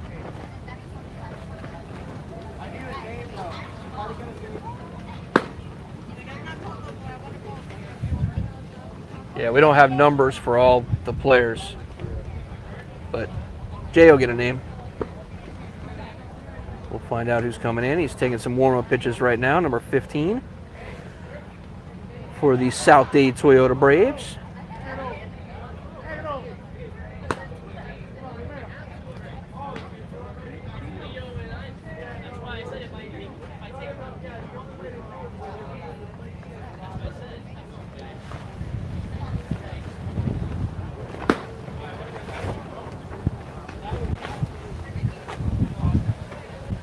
Andres Amarillo. Amarillo. Thank you, sir. Andres. So Andres Amarillo is going to step in. Bad, am I? No, perfect. Think I'm doing good. Oh, yeah. Thank you. Having a great game so far. Thank you. I won pitches for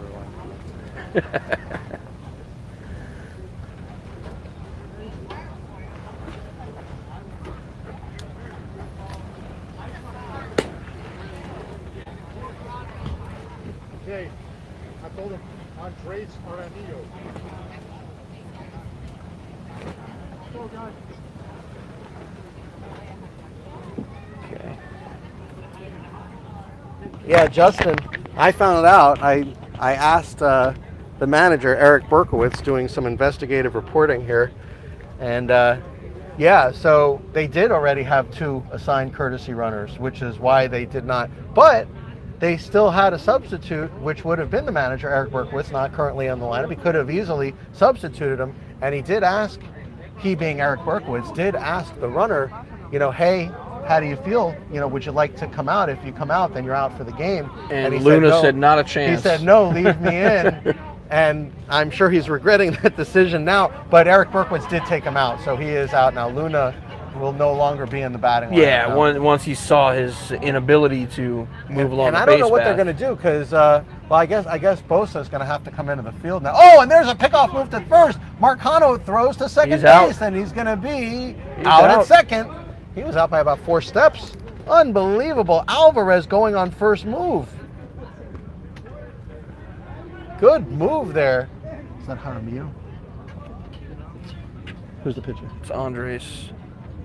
I think it's easy. It's with a J. So Andres Jaramillo. with a great pickoff move to come into what a situation to come into the game. You're coming in down 2-1. A run had just scored. You have runners at first and third with only 1 out, and you pick off a runner. Boy, oh boy, that is a great way to come in for Jaramillo. And now instead of first and third with 1 out, it's runner at third with 2 outs. That's Correct. a huge difference. Absolutely. So it's going to be up to Ascension here. Ascension seems to put these towards third base. We'll see if he can scatter these somewhere else. He has grounded to third twice, once 5-3 and once 5 unassisted. And that one hit to third, but foul.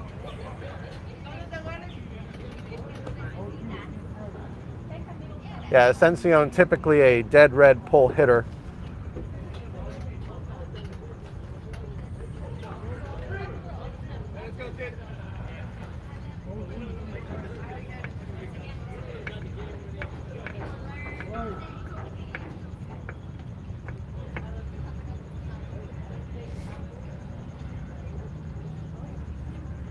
That one popped up.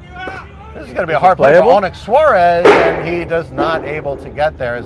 You can hear the loud sound as it hit the bleachers right behind us. Hit the empty bleachers that are not covered, as the other bleachers are pretty full. Yeah. Got some fans here. Typically a good crowd when these 2 teams get together. The Braves usually travel pretty well.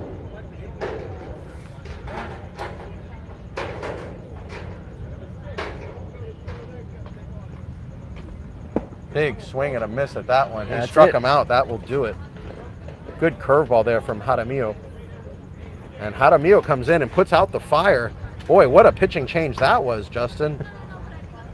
Yes, I don't it know. was. I don't know that I've ever seen a pitching change more effective than that one. No, but we did have the slow-moving run come through. So Yeah, let's replay in our minds how that looked as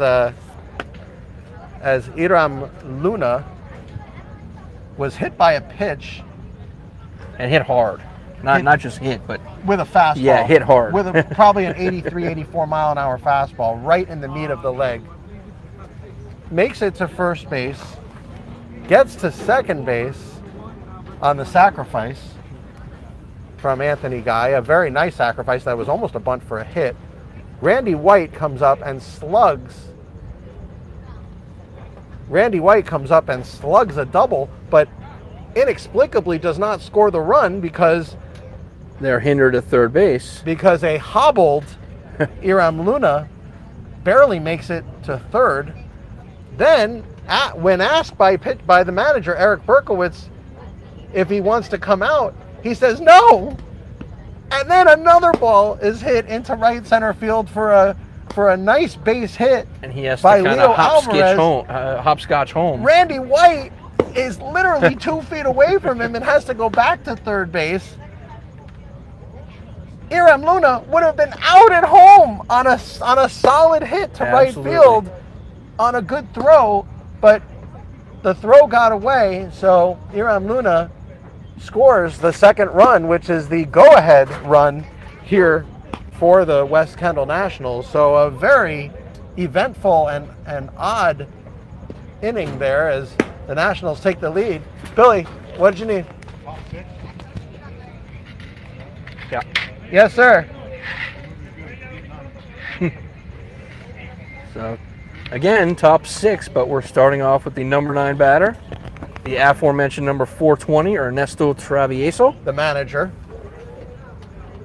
And he reached on an error in the third, made his way to first.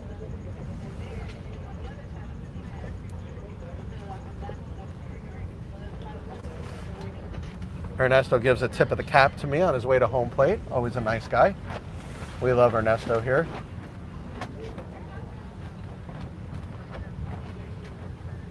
Wearing, of course, the oddest number in AUBL Miami. Oddest number anywhere, as it's a 3-digit number, so it's very odd to see that on the back of a jersey.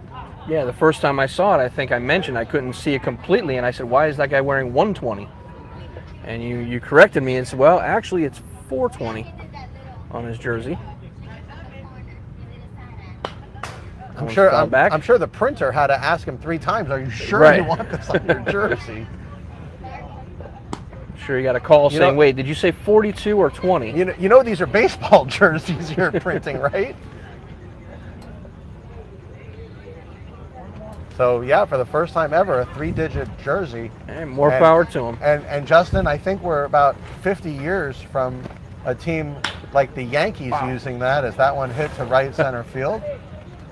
And a diving catch. Beautiful. No, it is not a catch. No, it's not a catch. Somehow, that one will drop. I don't understand. Billy Abrams made the call. I'm going to ask him, Billy, was that your call or the field umpire?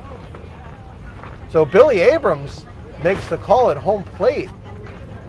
So Travieso will reach first. Now we'll hit about top of the order here. So that'll go as a single. Yes, it will. And Paul Vicuna stepping up to the plate. Vicuna has had a tough day, to say the least, Justin. He has made 3 outs in his 2 at-bats. He's struck out. Excuse me. Pinch hitter or adding to the bottom?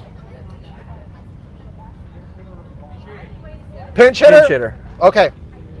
So Jose Marcano coming in for Vicuna, and just as we said, what a tough day Vicuna has, they bring in Marcano, who also, Justin, is a massive home run hitter.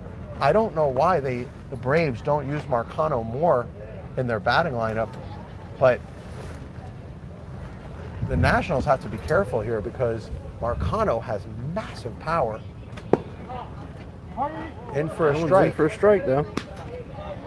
See what the lefty's got here with the bat. We've seen his arm. His arm was quite nice this morning. You know, aside from that home run, he did pretty good. Looks like Phil Roy took over the catching duties. So it goes from pitcher to catcher. Safe at first is Travieso. Travieso is a threat to steal. He does have good speed.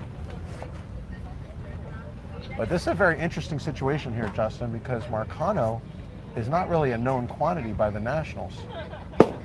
And I don't know that outside. Berkowitz knows any better than to pitch around him.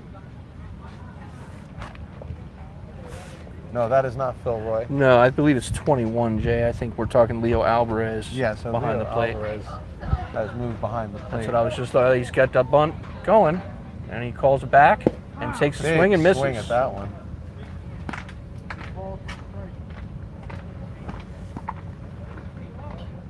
Marcano's one of those guys that can swing wildly at a pitch and you think he doesn't know what he's doing, and the next pitch he hits at 470 feet.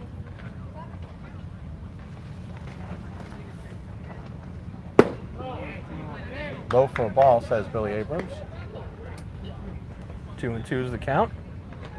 Interesting situation here, Justin. You got the Nationals up 2-1. We're in the top of the 6th inning. Eric Berkowitz, the manager, on the mound.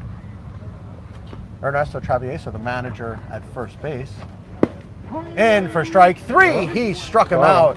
A beautiful pitch from Eric Berkowitz, and Jose Marcano, a victim of the strikeout.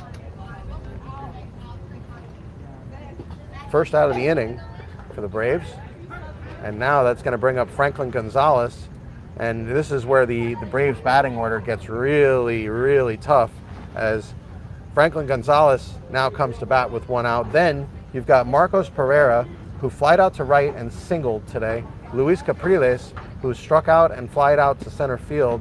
Andres Ibars, the massive home run threat, who's grounded to short and struck out. And then, of course, Mauricio Amarista, who's already homered today.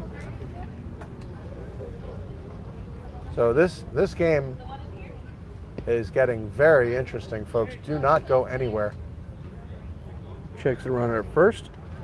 It is not uncommon for Nationals Braves games to go right down to the 9th inning. And we've seen late inning heroics on both of these teams in years past.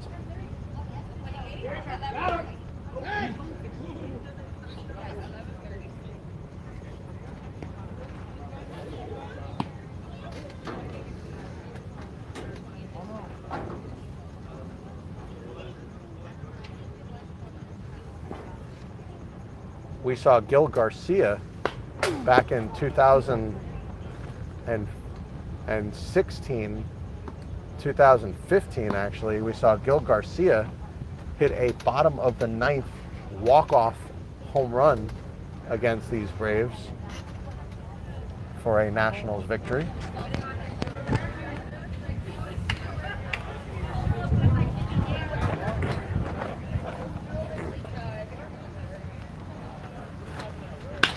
That one hit to left field, going back, Ascension. No play made. In play, off the fence. So it's going to go as a long single. Single. Very long single for Franklin Gonzalez, as Ascension looked like he had a beat on that ball, Justin. I'm surprised he wasn't able to come up with that one. Yeah, me too, Jay. He ranged a long way. It looked like he went about 30 yards to get there, but by the time he got there, he somehow wasn't able to reach up in the right spot, and the ball went off the fence, and it'll go as a very long single for Gonzalez. And unfortunately for the Braves, Travieso he didn't know what to do. Nope, You've got sure didn't. You've got a runner in Travieso at first base, a fast runner that, had he gone off the crack of the bat, may have scored.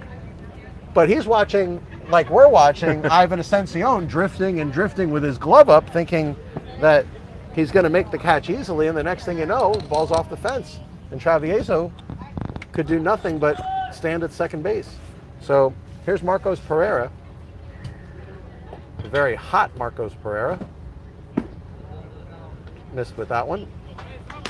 Marcos Pereira has been on fire for these Braves,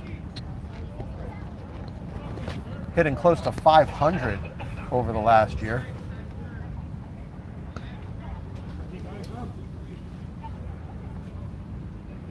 Big swing. Wow. A big swing, but in control. You could tell he didn't lose control of his motion there. And that's the key sometimes for these hitters, a lot of these guys will take big swings from their heels and pirouette and do all these crazy things. Pereira stays in control of his swing. 1-1 the count.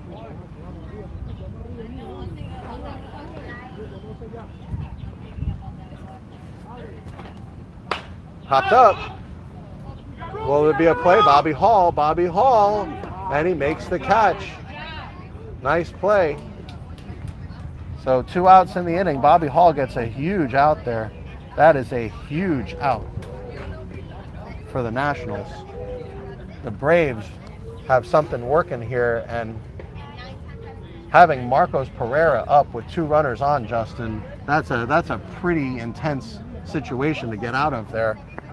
Although, albeit they're not out of it yet, as Luis Capriles, now the batter, the number 4 hitter. Andres Ibarz staring down Berkowitz on deck. Ibarz and Berkowitz have had many, many encounters over the years. These 2 players very familiar with each other.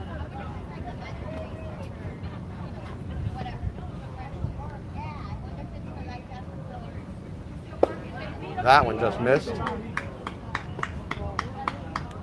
Yeah, you don't want to walk Capriles here, Justin. I think if you're choosing between Ibarz and Capriles, I think as much as I hate to say it, Capriles being the number 4 batter, I'd rather face Capriles than Ibarz. Big swing from Capriles. Count 2-1.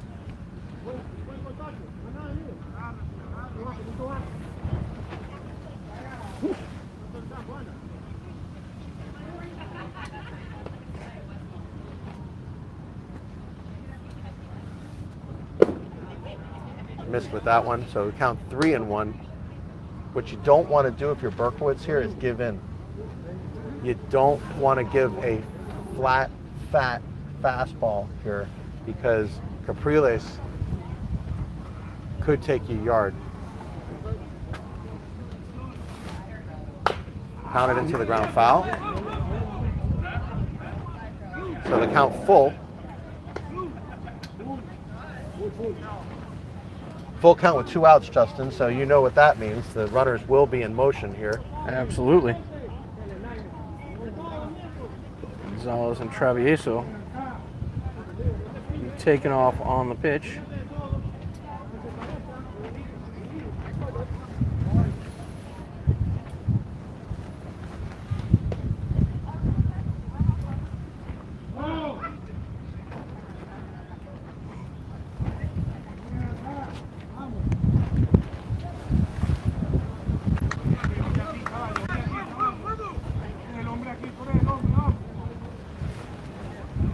Runners go. Ball hit to the right side. What a play over there. Over to first. He got him. Oh, what a play. Are you kidding me? Is that Anthony Bosa? Justin, was that Anthony Bosa? Second baseman made the play. Yeah, but the money man, Tony Cash, was playing second before. I believe that was Anthony Bosa. It is Anthony Bosa, 25. Unbelievable. Anthony Bosa with a diving stop at second base saves a potential run and saves from the Braves tying the game. What a play. So the Braves go down and waste 2 hits. No runs in the inning. We go to the bottom of the 6th inning. You're watching AUBL Miami Baseball on the South Florida Broadcast Network. And boy, Justin, was that exciting or what? Yes, it was. And so that was Bosa, and now he's going to lead off for his team in the bottom of the 6th. Isn't that always how it happens, though? Yeah. You make a nice play and you end up leading off? Yeah. Here, let me just take a few more pictures.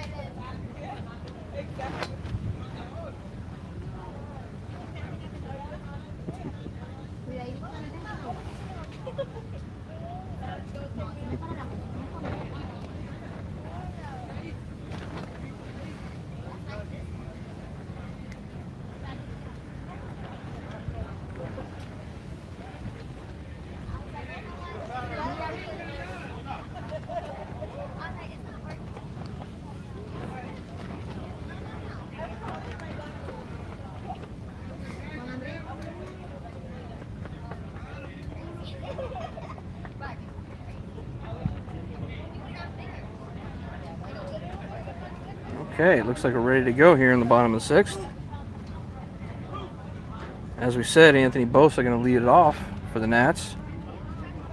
Tony Cash on deck. Bosa's reached base both times he's been at the plate today. He had a walk and a single to go along with his stolen base.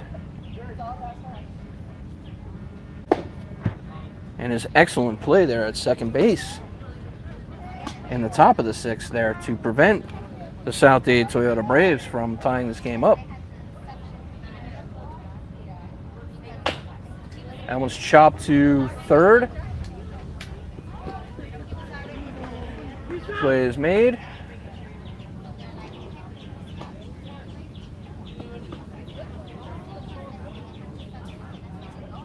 So that'll bring up Tony Cash with 1 out.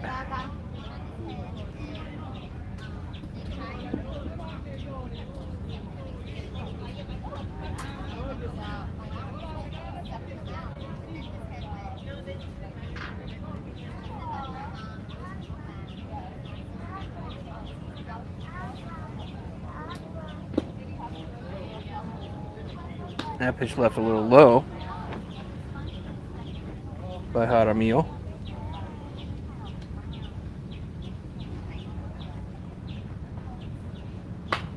That one fouled back. Count 1-1. To the money man. See if he can get a hold of one here.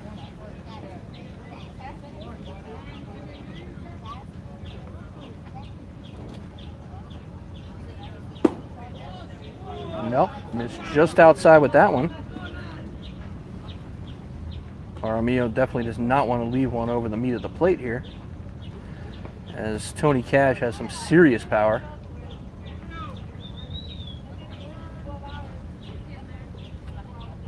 That one's in for a strike. Nice ball from Jaramillo.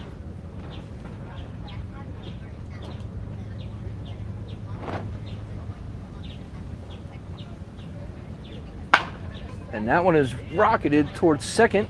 Shortstop will come over and make the play. And he will, in fact, make the play.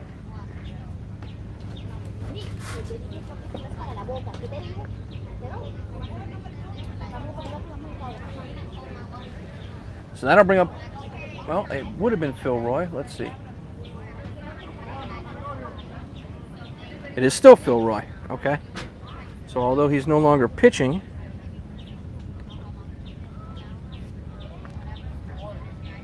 still going to get up to hit. He had a fielder's choice in the second.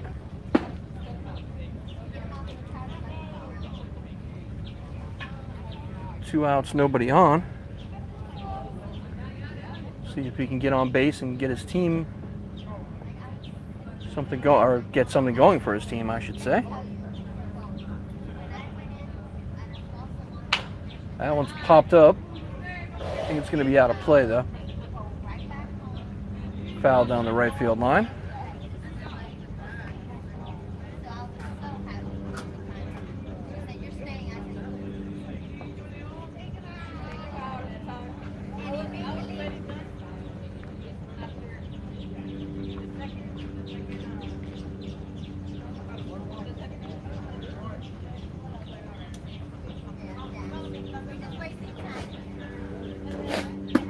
That one's left inside.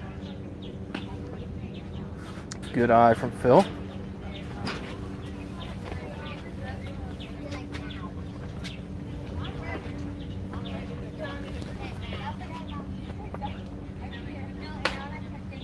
That one's fouled back.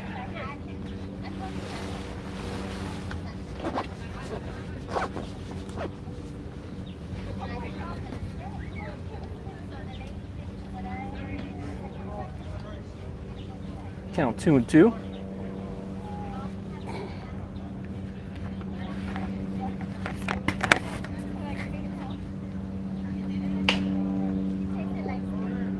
Fouled off again.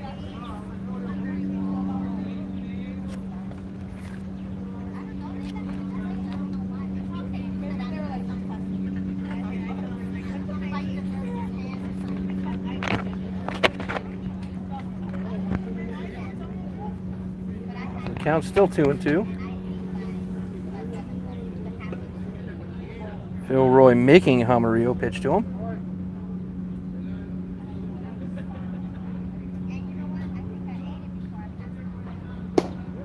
And Outside, full count.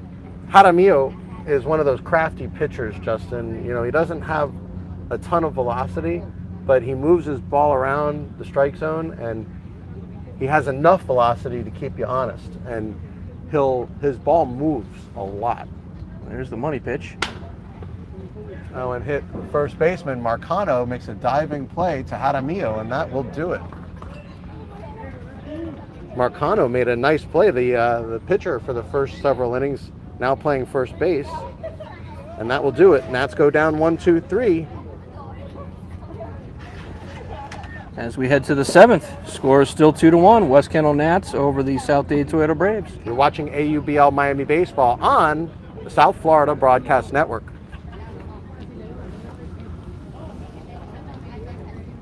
And we are live here at South Dade High School here in Homestead.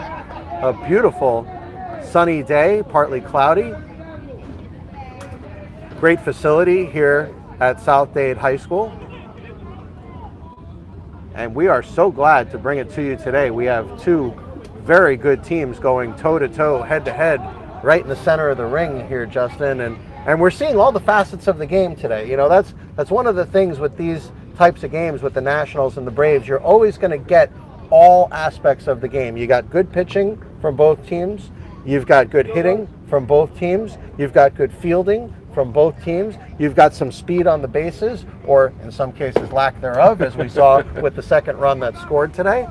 I mean, we've really seen every aspect of the game on display here for the first 6 innings today, and now we come to the final 3 innings, so we're 2/3 of the way home, and really nothing's been decided yet. I mean, that 1-run lead for the Nationals might as well be a tie game, because anything can happen at any time here. Absolutely. So the Run Braves may not hold up. The Braves are going to have 2 of their big hitters coming up here, as Andres Ibars will lead off, and then it's going to be Mauricio Amarista, who of course hit that huge home run back in the 2nd inning, and that is the only run that the Braves have been able to muster here today. Yes, it is. Without that home run for the Braves, they'd be looking at a goose egg on the board. The pitching for the Nationals has been spectacular.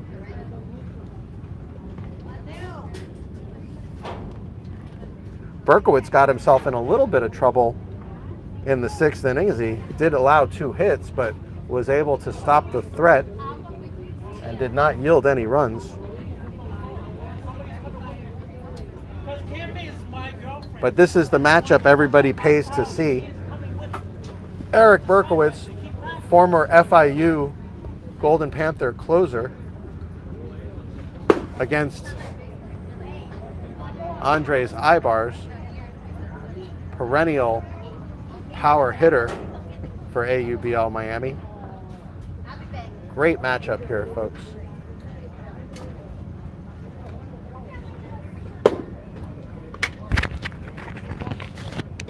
Yes, sir. Hey. No.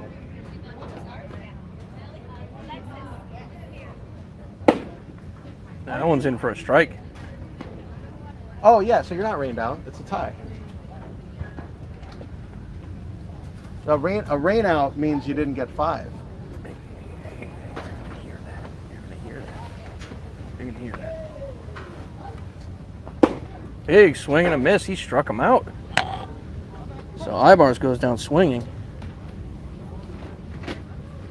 And that's going to bring up the aforementioned Amarista with his big home run today.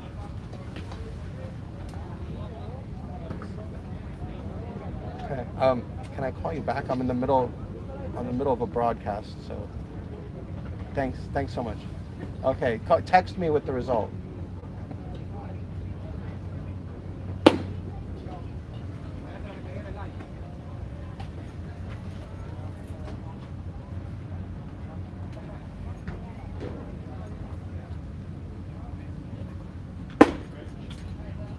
That one's in for a strike. Almarise had tried to check his swing, but was unable to.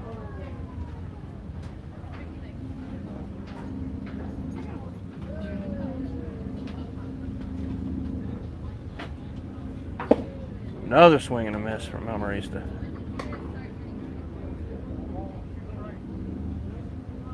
Counts 1-2.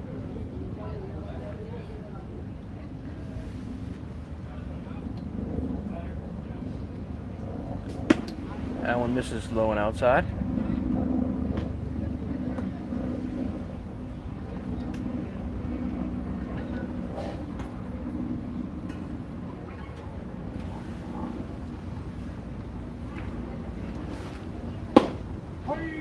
Caught the outside corner with that one, catches him looking. So a swinging strike and a non-swinging strikeout for Berkowitz here in the 7th. It's going to bring up David Natton.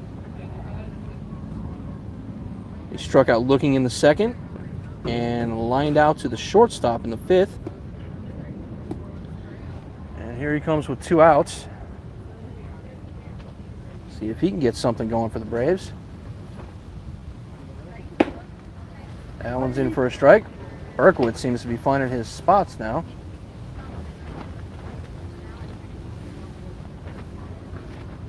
He appears to be, as they say, painting the corners against these Braves. That one just misses. Count 1-1.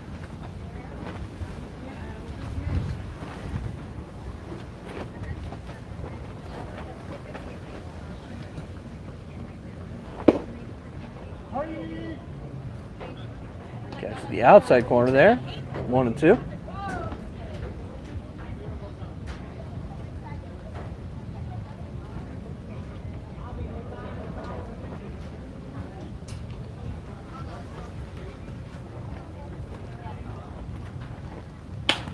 That one's popped up towards 3rd. Is that going to be foul or is it going to drop? Foul.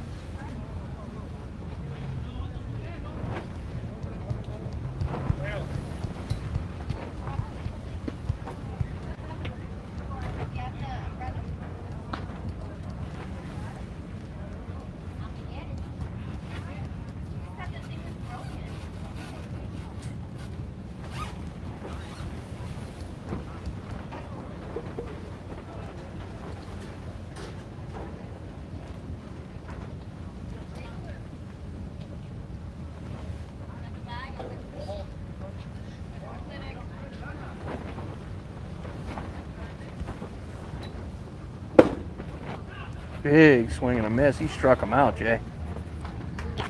That will do it as That's 3 strikeouts. Berkowitz strikes out the side very impressively. And we go to the bottom of the 7th inning. Still 2-1 Nats. You're watching AUBL Miami Baseball on the South Florida Broadcast Network.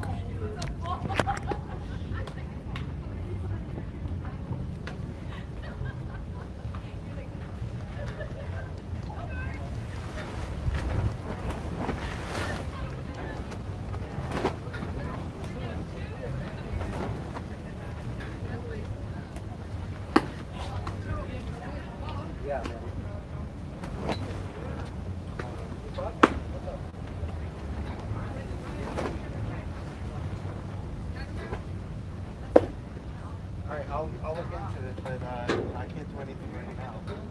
But, yeah, no, I'm sure it's fine. But I can't do it officially until I'm in front of my computer. But I appreciate you giving me a heads up. Just just text me and make sure you call me tomorrow and just verify. Okay. Thanks a lot. Don't try me,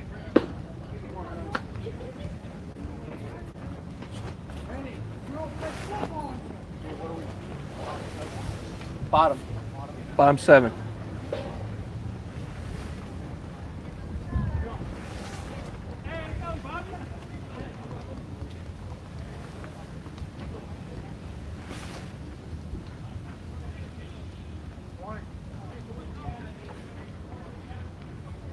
So Bobby Hall looking to get something started here for the Nats in the bottom of the 7th inning. Hall's not reached base yet today. That one's fouled way out.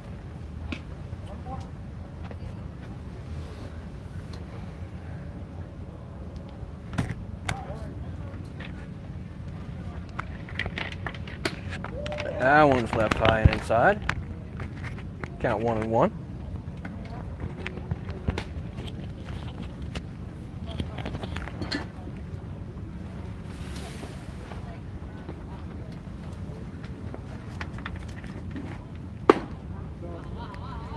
That was low.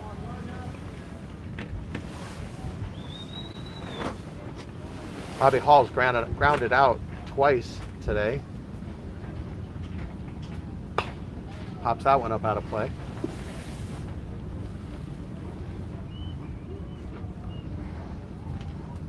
Jaramillo's done well, Justin.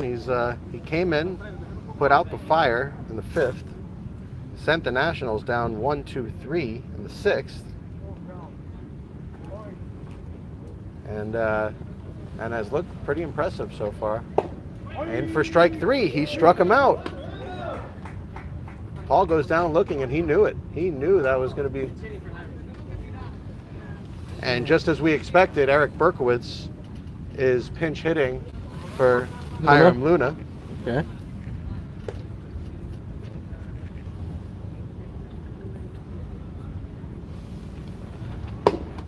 Missed with that one for a ball. So the battle of the pitchers now. Berkowitz choking up on the bat. I don't think that's his regular bat, Justin. I think he just grabbed whatever bat was closest to him. He's not used to being called upon to hit, although he has hit in the past. I think right now his plan is to go look for a walk, and he's 3/4 of the way there. Yeah, I think if nothing else, he's trying to raise Jaramillo's pitch count. Count now 3-0. Yeah, that is true. Jaramillo now has to throw 3 straight strikes. And he did not. Way outside. Berkowitz takes ball first. 4. So Berkowitz comes in to hit and makes an immediate impact with a walk.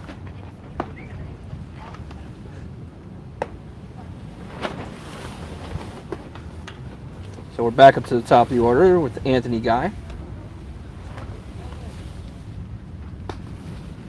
Anthony Guy reached in the 1st and had a sacrifice in the 5th.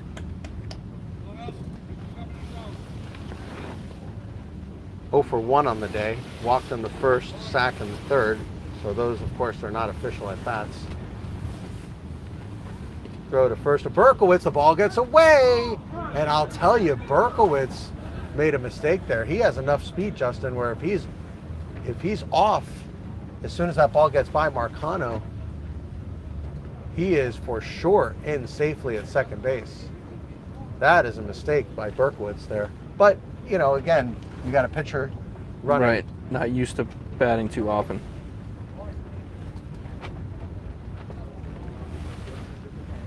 But again, we all know Berkowitz is a player, and he'll play wherever he needs to play and do whatever he's got to do. But he is an athlete, and he is very fast as a runner. I mean, we've seen him in the past fly around the bases. We know he's an athlete.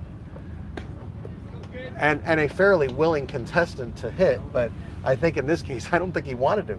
I think that was one of the reasons he looked at every pitch that came to him, and one of the reasons why he didn't take that extra base there. I think he's concerned about pitching. I think right now he's not thinking about anything but pitching. And sometimes as a pitcher, you laser focus on your task, and it's hard to accept other tasks that come your way.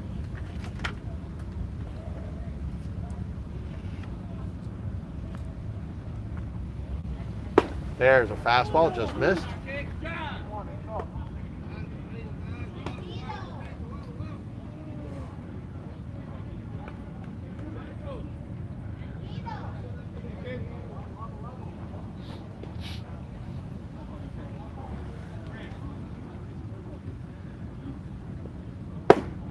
That fastball's in for a strike.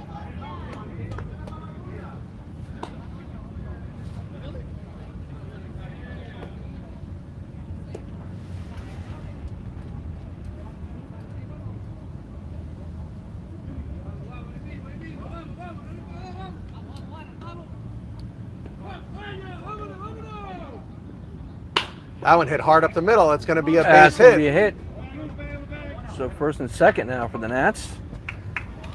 Nice hit by Anthony Guy. Yeah, he stayed on top of the baseball there and hit it right back from where it came, right up the middle. So with one out now, runners at first and second. Randy White at the plate. Berkowitz now goes to second, and that's already leading 2-1. And now Randy White, the number 2 hitter, coming up, which means, of course, the number 3 and 4 hitter are coming up next, which is good news for the Nationals, not so good news for the Braves. Fastball outside. Jaramillo may have come to his breaking point here, Justin. Yeah, he might be about done for the day. Let's see what he does with this batter.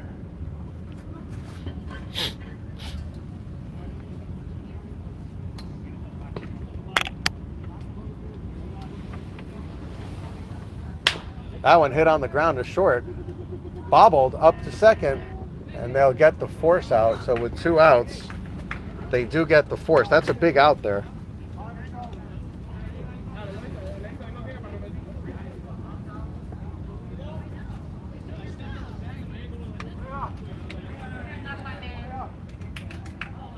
So Leo Alvarez up at the plate.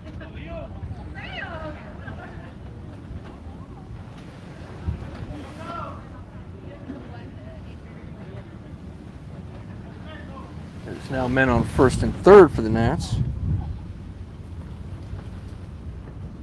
Yeah, but Justin, first and third with 2 outs is not quite as imposing as first and second with 1 out. That extra out really makes a big difference there.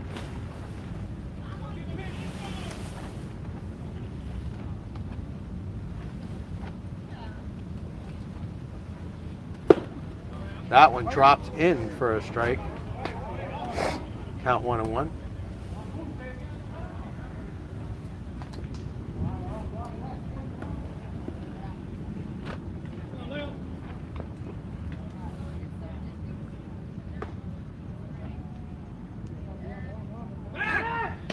Oh, good move to first. He almost got him over there. And I'll tell you, Justin, Randy White took like 3-4 steps off the bag, but when Marcano still had the ball there, if Marcano had faked the throw back to the pitcher, he might have been out at first. I think he's joking with him about it right now.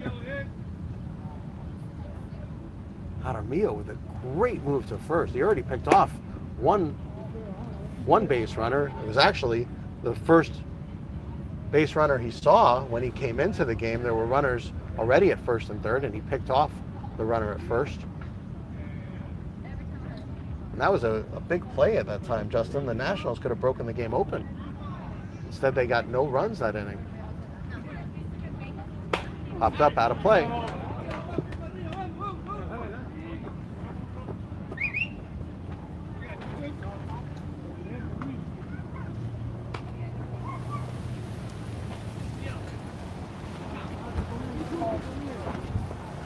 Change at catcher for the Braves. It might be Luis Capriles. Looks like number 1, whoever that's going to be.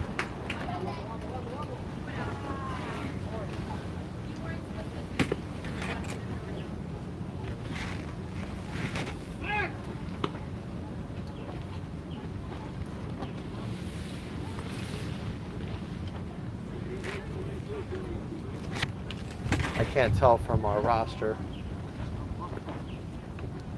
Not Capriles, though. Capriles is not the catcher. Big situation here. Foul tipped in the glove for strike 3. He struck him out. Leo Alvarez goes down on strikes, and that will do it. The Nationals do not capitalize on their opportunity.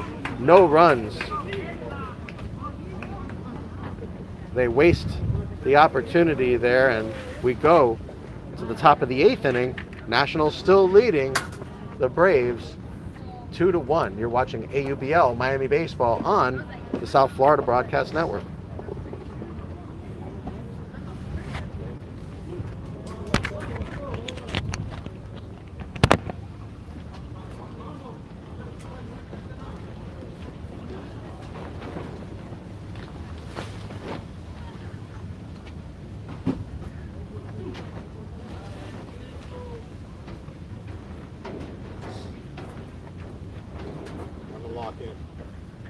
What's that? Got two tough innings coming.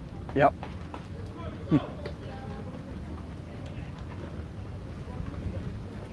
Moving pretty good. Yeah, we're not having any problems so far. Cruising along. Murphy throws pretty Yeah. He always good. does. He throws good. Berkeley. Always, yeah.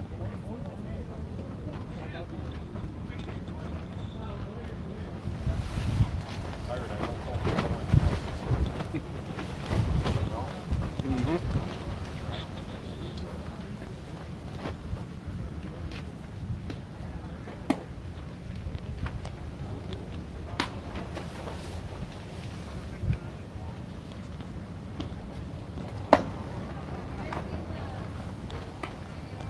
Hey, how's it going? What happened with Mike? I don't know. He left me some crazy horse stuff. I don't know.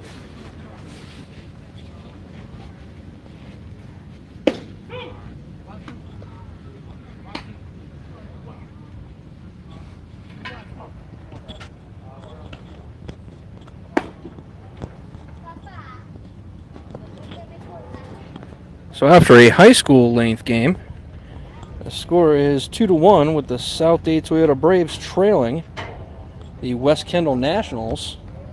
And the Braves are now going to send Onyx Suarez up to the plate. No, I apologize. There has been a switch for Onyx Suarez. Try to get you that information if we have it. Regardless, number 23 up at the plate for the Braves.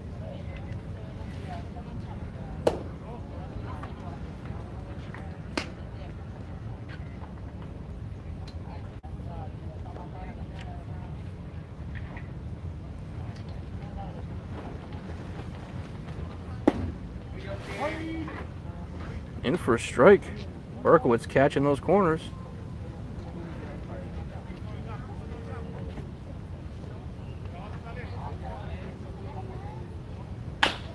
That one's chopped to short, and the play cannot be made.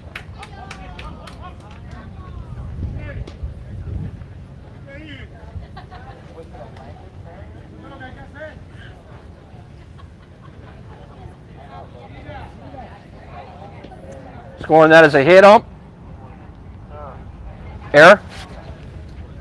So that's going to go down as an error. E6 on the shortstop. Although he really got that ball down the way it was. So that'll bring up Anthony Bosa. Bosa's reached base twice today. Once on a hit, once on a walk. There's a shot. That's going to get down for a hit.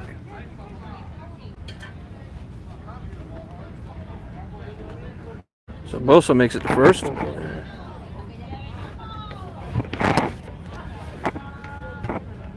Who did he fly out to?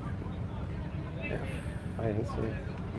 Okay. I'm going to go with 3 then. And that's going to bring up the money man. So We apologize for any technical difficulties, as it looks like our broadcast may have had a little lapse there, but we are back in action. You're watching the South Florida Broadcast Network. This is AUBL Miami Baseball, and we have a tie game. We are in the top of the Bottom eighth of the inning. eighth. Excuse me, the bottom of the 8th inning. Tony Cash at the plate. Nationals and Braves. I'm Jay Hayback, along with my broadcast partner Justin Bresner, to bring you the action. And we have had quite a game here today, Justin, as Mauricio Amarista got the scoring started in the 2nd inning with a massive home run. The Nationals came right back with a run in the 2nd inning. The Nationals then added a run in the 5th, and the Braves added a run in the 8th. So that's where we sit now, which is a tie game, 2-2.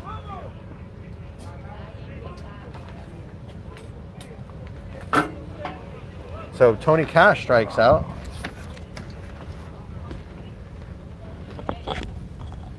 Cash goes now. It's going to bring Phil Roy to the plate. 2 outs in the inning now. Still at first base is Anthony Bosa. Bosa has been on base 3 of the 4 times today after a long layoff. Very impressive by Anthony Bosa. Also made a really good play in the field. Yes, he a did. Surprising play in the sense that he's usually not a second baseman, and he made a sparkling play to save a run back in the 5th. Phil Roy watches that one up and outside.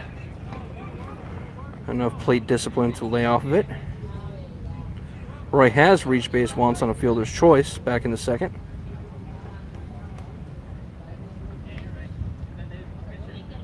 It has been a wonderful game today, folks. We are tied 2-2 in the bottom of the 8th inning. Couldn't ask for anything better. Typical Nationals-Braves game, Justin. I mean, we have seen it.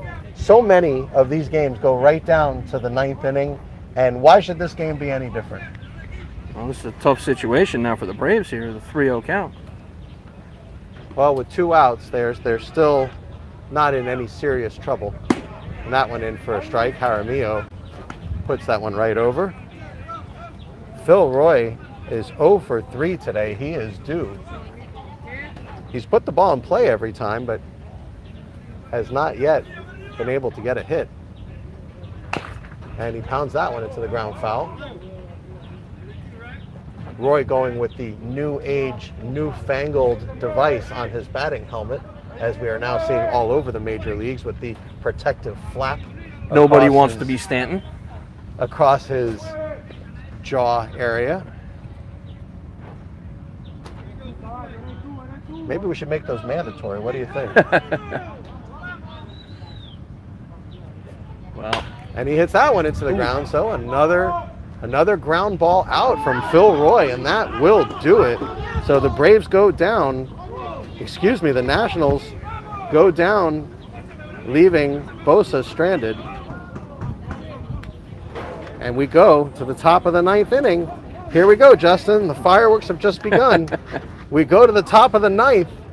Tie game, Braves and Nationals here at South Dade High School. And for those who aren't sure, what are the AUBO rules involving a tie after 9 innings? Yeah, so it really depends on time, and it's good that you asked because we'll ask Billy Abrams. Billy!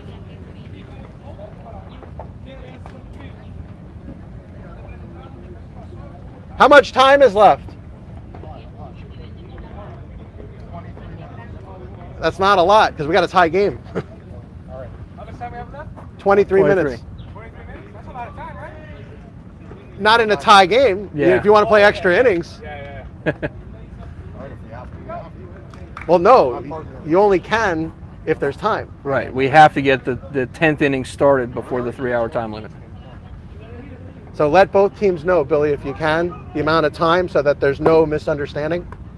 My partner's like, what the hell are they complaining about? Which is right down. I don't know. I didn't see. If you can just tell both teams, Billy, so that they both know what the story is on time and that we will go to extra innings.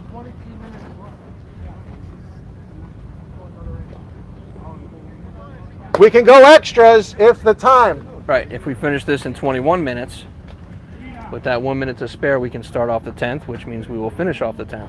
So, folks, we're having a discussion about extra innings possibility here because we are staring extra innings straight in the face right now as we are tied 2-2 going into the top of the 9th inning. And the way these innings have been going, Justin, they've been going 1-2-3, 1-2-3 like that. Yes, they have. You know, so we may very well get an inning of free baseball out of this. I don't think we'll get 2 innings out of it. No, but we'll get 1, I think, if they keep it rolling. But we may get an inning of free baseball, or we may see our 9th inning typical fireworks, and then that would end the game, of course, before the 10th inning. But here we go. Well, neither team wants to get a tie out of this game. Somebody wants to win. We'll see if they can get that 10th inning if they need it. And we'll see how quickly the 9th goes, folks. But here we are on the top of the 9th, tied 2-2. Cleanup hitter, What a Luis game. Capriles. What a game. 0 for 3 on the day. And Eric Berkowitz has been on fire on the mound. So it'll be Capriles, then Andres Ibars on deck, Mauricio Amarista after him. Amarista has been sat down twice with strikeouts. That is a major league pop-up. Bobby Hall calls everybody off and Wow. makes the catch.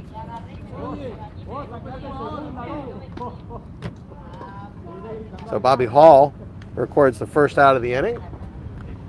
Andres Ibar's now the batter.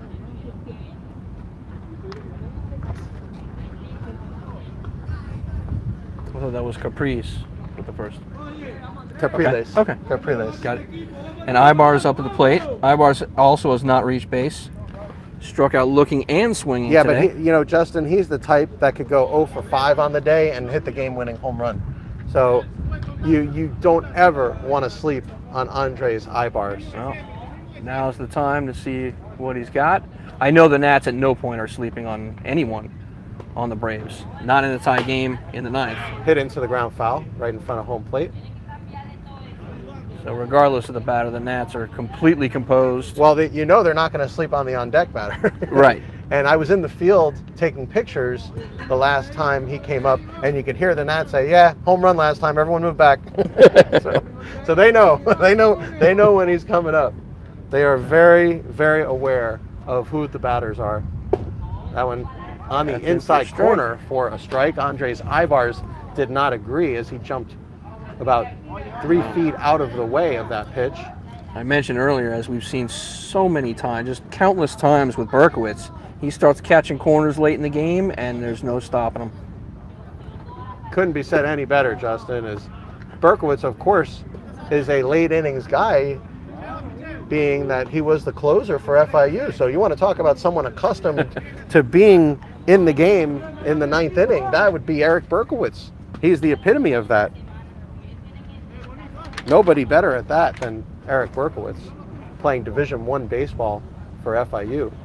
Popped up, out of play.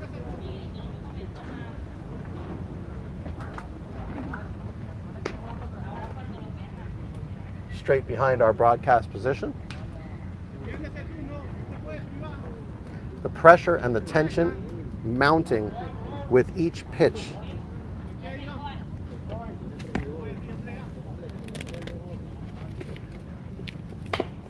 That one foul.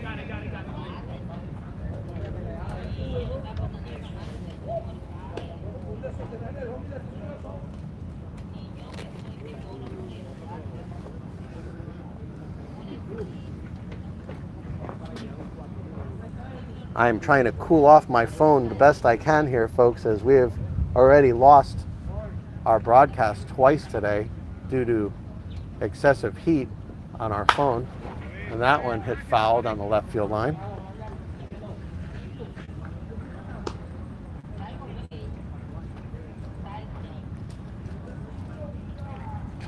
What a game today, guys.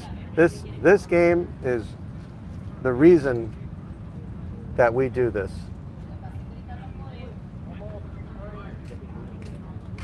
I'm flying. Right now, I need to take a flight in 2 hours. The manager, Ernesto Travieso, is leaving, and Berkowitz strikes out Ibars. So unfortunately, Travieso will not be a part of whatever this is. Whatever the ninth inning holds for the Braves will not include Ernesto Travieso, the manager. No, it will not. You rarely see the manager the first one to leave, especially while the game's gotta going on. be somewhere on a Sunday and catch a plane. Well, I don't think he was counting on the half-hour delay that we had. No, he was not. No one was. To even start we the weren't game. when we got here. And we were on site and weren't counting for that. So here's the home run That hitter. one pounded into the ground. Oh, and he boots it. How does that go? That'll be an error. And there. All right. Amarista reaches on the error.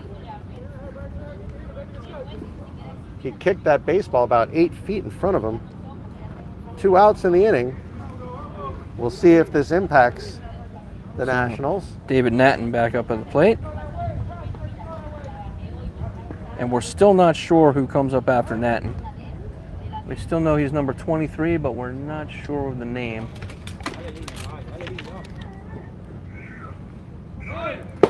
Runner goes. Here's the throw to second base, and he's going to be safe. safe at second. So Amarista already over to second base. after that stolen base there. It's a big stolen base, Justin. Oh, yeah. You know, when you're talking about ninth inning Absolutely. with 2 outs, you know, that could be the difference in the game here. Of course. You know, a base hit here could score that run, and Yeah, they don't want to go into the bottom of the ninth tied. They want to go into the bottom of the ninth with, 1-run lead, even if it's by small ball. did you put it somewhere? Yeah, it's in it's in the bag right there with the pencils. Okay. I don't care where, as long as we know. Right. That's why I put it there.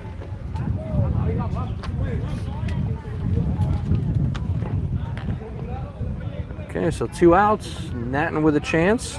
Almarista's on second. Is this Nahon? I don't think it is. It's not. Yeah. It is a substitute. 17, no. Nahon is not 17. Nahon is number 9. So number 17, another substitute, and we'll have to find out who the substitutes are. We have 17 and 23. I had 17 from the get-go. Okay. Well, then David Nahon is number 17. We had the wrong lineup card.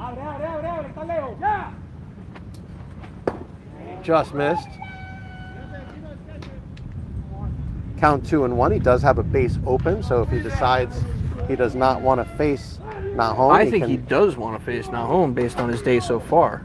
Nahon's day, that is. Yeah. That's just 0 my for guess. 3 with 2 Ks. Yeah, that's my guess, is he'd like to face him.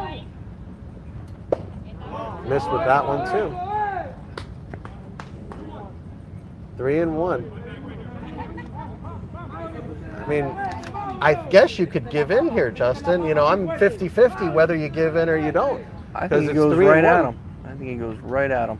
You think he gives him a fat one right in the middle? I don't know about a fat one, but I think Well, he's... when I say give in, I mean give him a nice fat one. I don't know if he's going to do that. Here's a throw to second base. He's back in time. And the ball goes Got into away. center field anyways. But well covered, so the runner could not advance even on that overthrow. Anthony Guy there to back up the play. Center fielder for the Nationals. You can cut the tension with a knife here at South Dade High School. We are in the 9th inning, top of the 9th. Braves and Nationals tied at 2. Runner goes! And right back to Berkowitz. This will That'll do it. So that will end the inning for the Braves. The Nationals will come up with a chance to win it and walk off in the 9th inning. When we come back, we are tied 2-2, Braves and Nationals here at South Dade High School. You're watching AUBL Miami Baseball on the South Florida Broadcast Network.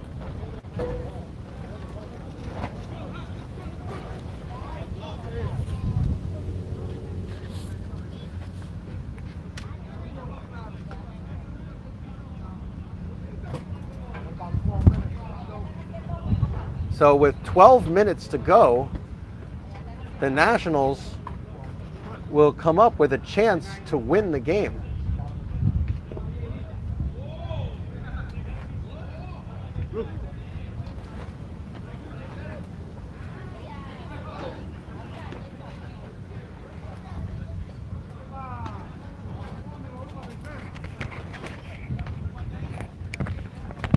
Man, Braves are taking their time here. Yeah, you might want to.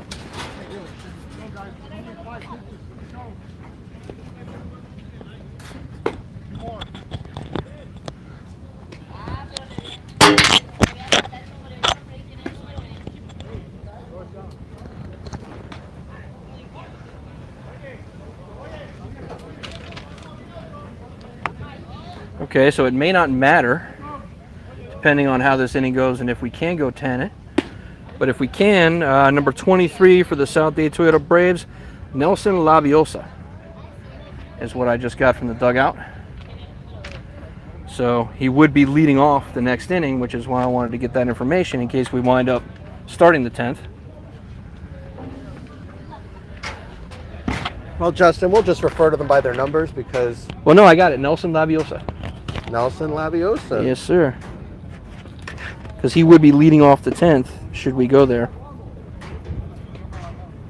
Okay, I will make that note.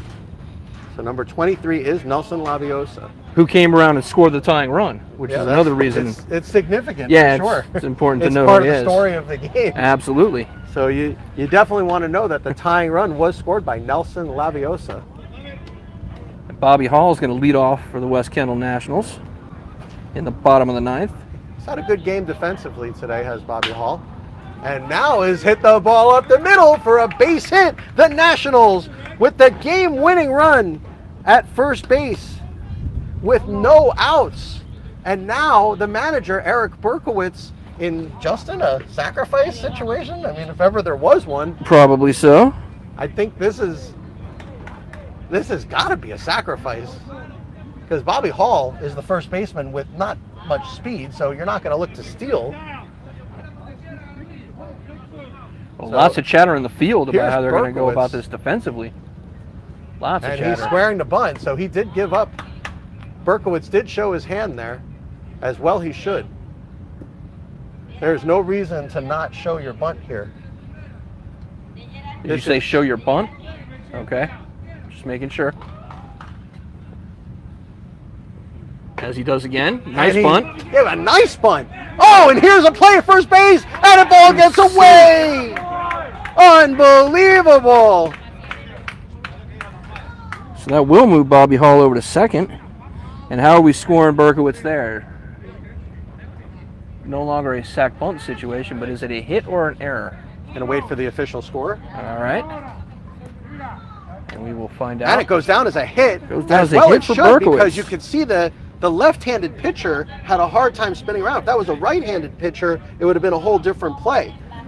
But being that the pitcher was left-handed, Berkowitz gets a hit. So what was supposed to be an automatic out turns into first and second for the Nationals. And boy, oh boy, is Anthony Guy in the catbird seat here. Guy, of course, had a solid hit in his last at-bat up the middle. He is 1 for 2 on the day. He walked in the first and had a sacrifice in the fifth. And he's now looking to bunt, Justin. So this could be very interesting, because if Guy can somehow get the runner to third with 1 out, then a sac fly wins the game. Yeah, the first 3 batters for the Nats are all odd inning batters. They've all gone 1, 3, 5, 7, and now 9. That one outside. So the count 2-0. Justin, this is getting really gritty now for the Braves, because not only do you have no outs, runners at first and second, but now you have a 2-0 count to a hitter that had a nice hit in his last at-bat, and you can't walk him. There's nowhere to put him. Nope. You cannot walk Anthony Guy here. He's showing bunt. Leaves it low for ball 3. Unbelievable, Justin. The Braves are 1 pitch away from loading the bases with no outs in the bottom of the 9th inning, and we may see the rarely used 5th infielder, Justin. Once in a while, you see that rarely used 5th infielder. Showing bunt again. On a 3-0 count, I don't think he's going to bunt at it. Ball 4. Wow. That is unbelievable. If ever you did not want to walk somebody, that was the one there. And now, Randy White, Who's having a great day. all he needs is to clear the infield. But he's having a great day regardless. A single, a double, Here fielder's comes choice. a meeting, and I mean- and the Braves, I don't know what you do here. Yeah. You have no outs and bases loaded. and bases loaded, and you have the meat of the order coming up for the Nationals. After Randy White comes Leo Alvarez, Ivan Ascension, Anthony Bosa, the money man, Tony Cash. They're changing pitchers, Jay. They may, you know what? I think they probably should have went to Ibar's last inning, Justin. We were just saying you want to get Ibar's in the game, right? Yeah. Although with this, I think even if they get through this, we will not be going to a 10th inning. I Well, think- now with the pitching change, Yeah, I if think they- this delay is going if they had made the pitching change prior to the inning, Ibar's probably strikes out the side, and we're going to the 10th inning right now. Yeah, I don't think we're going to get a 10th in due to this switch. So they will either lose or tie, is my belief. Billy, time. Well, you got 6 minutes? 7? Under 6. Yeah, we're not going to be able to do that, especially with no outs. So the Braves playing for the tie at best. And I'm sure right now they would love nothing more than Oh, just if to get through the this. Braves come out with a tie, this will be a rabbit out of the hat. Right. There is absolutely no doubt in my mind that the Braves would be elated with a tie With at a this tie. point. The Nationals right now, a tie would be a huge disappointment. Yes, because they're in every position to win this game. They are definitely trending upward right now, are the Nationals.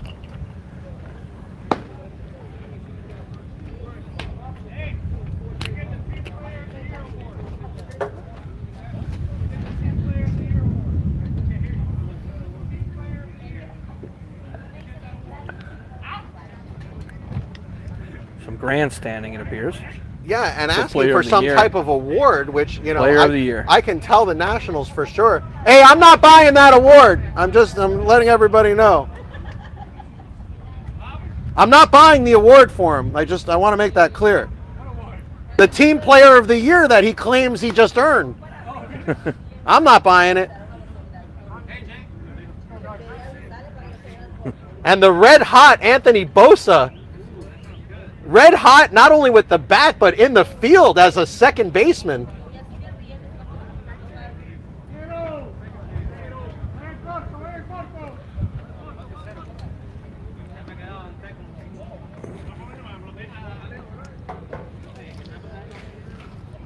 So we have Anthony Guy, who's campaigning for Player of the Year after he walked, which, I mean, it was a Well, he wanted Team Player good of the plate Year. discipline by him. He wanted Team Player of the Year. I don't understand the reason he's lobbying for that non-existent award, but Perhaps he was told to go to the plate and do not swing. Randy White with a chance. Andres Ibars, what a situation for him. If he walks Randy White, That's it. the game is over. Yep. So you come off of the bench, you throw, 7 pitches, and you're expected to throw 3 strikes. Yep. I don't know, Justin. It's a tough spot. I don't know. Tough spot, but, you know, the cream rises, as they say.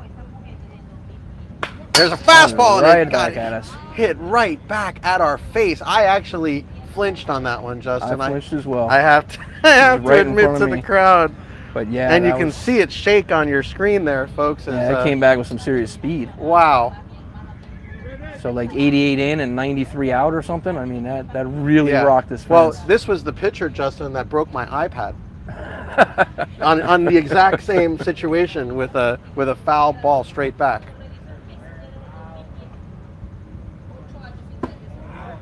Changeup left up Lost high. left high, How do you yeah. throw a changeup in this situation? That is discipline right there on both Ibars and Randy White. What a situation here, folks. This is drama at its best. AUBL, Miami Baseball. We are in bottom of the 9th inning. Bases are loaded. No outs. Nationals with a chance to win the game right here. Randy White at bat.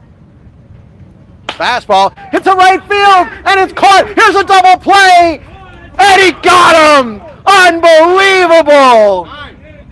It's a double play. wow. You couldn't ask for a better scenario if you're the Braves. That is unbelievable. Randy White gets a good piece of wood, hits it to the first baseman who bobbles it in the air, catches it, and has the presence of mind to step on the bag and double off Anthony Guy. And now instead of bases loaded with no outs, it's now second and third with 2 outs. And there's still 1 minute to go.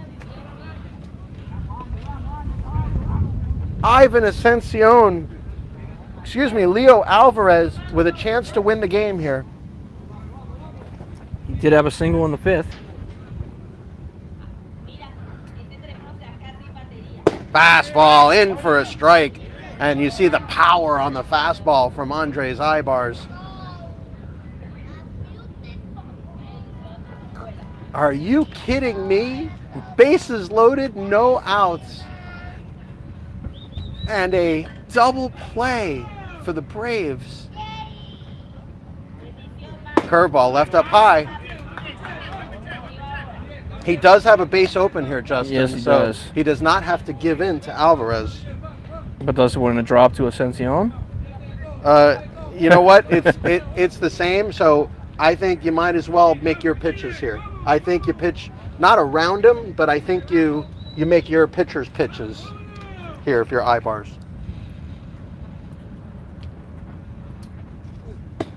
What a Outside. curveball, but that missed. What a snap on that curveball. That broke about 2 feet.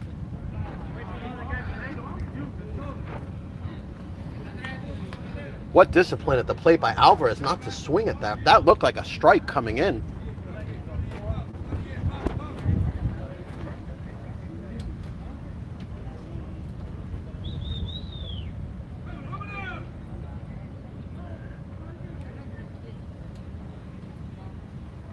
Big swing at that. He doesn't need that big of a swing there, Justin. All he needs is a single. Yeah. He's swinging for the fence there.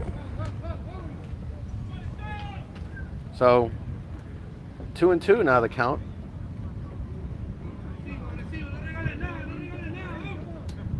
Franklin Gonzalez imploring his pitcher, Ibars.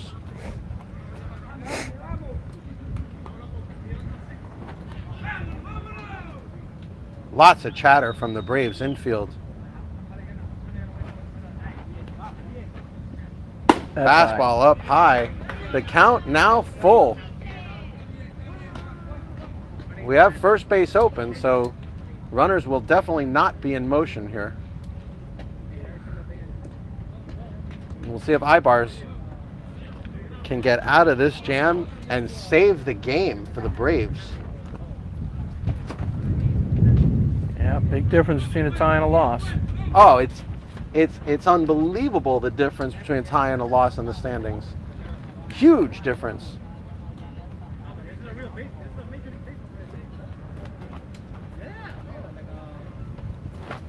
Big swing and a miss. He struck him out. Do it. And that will do it. The Braves have saved a point and preserved the tie in unbelievable fashion. They looked doomed, Justin. They looked absolutely doomed. Yes, they did. The Nationals had bases loaded in the bottom of the 9th inning with no outs, and the Braves somehow wiggled their way out of that with the middle of the order coming up for the Nationals. I've never seen anything like that. What a finish to this baseball game.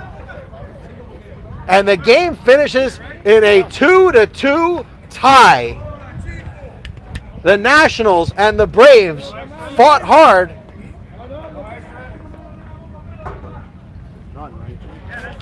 It's time. The time expired. It's not a question of extra innings. It went over the 3-hour mark.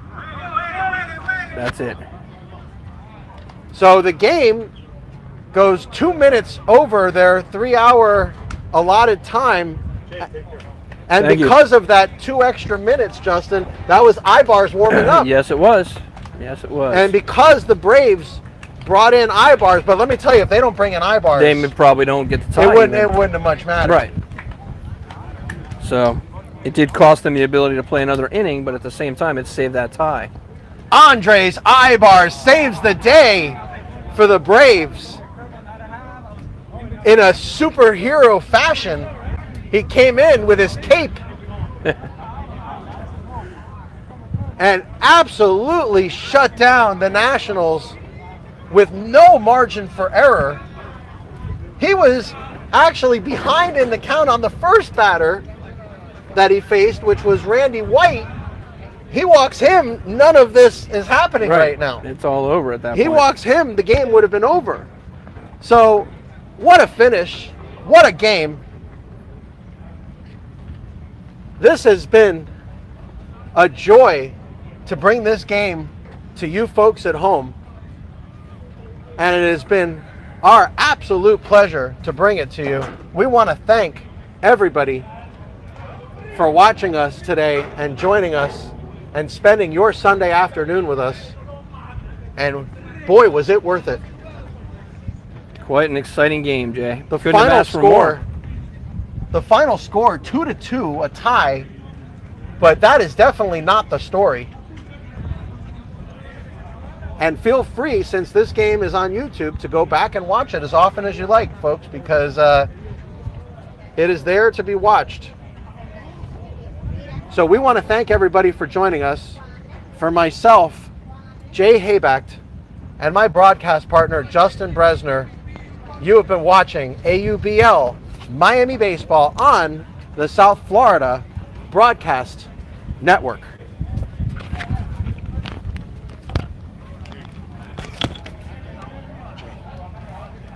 We're off. Jay. You can speak up. We're off. No, I thought I will do another ring. No, we're off the air. You good? What was that? It's almost good. Yeah, yeah.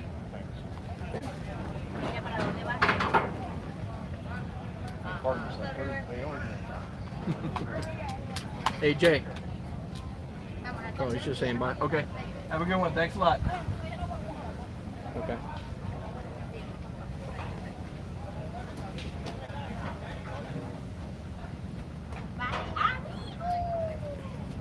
Chao, señora. Chao, mi amor. Ahora sí estás colorado, papi. Gracias por la galleta. De nada, papi. Besito para mí. I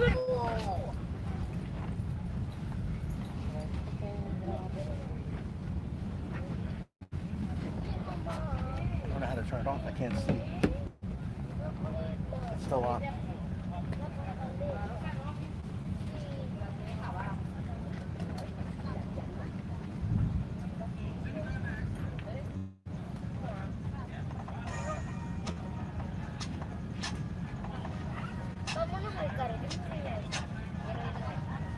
Every game is so competitive, and every game, of course, also fulfilling a great opportunity for all these clubs to embrace. Agarra el termo, Isabela, que no estás ayudando en nada.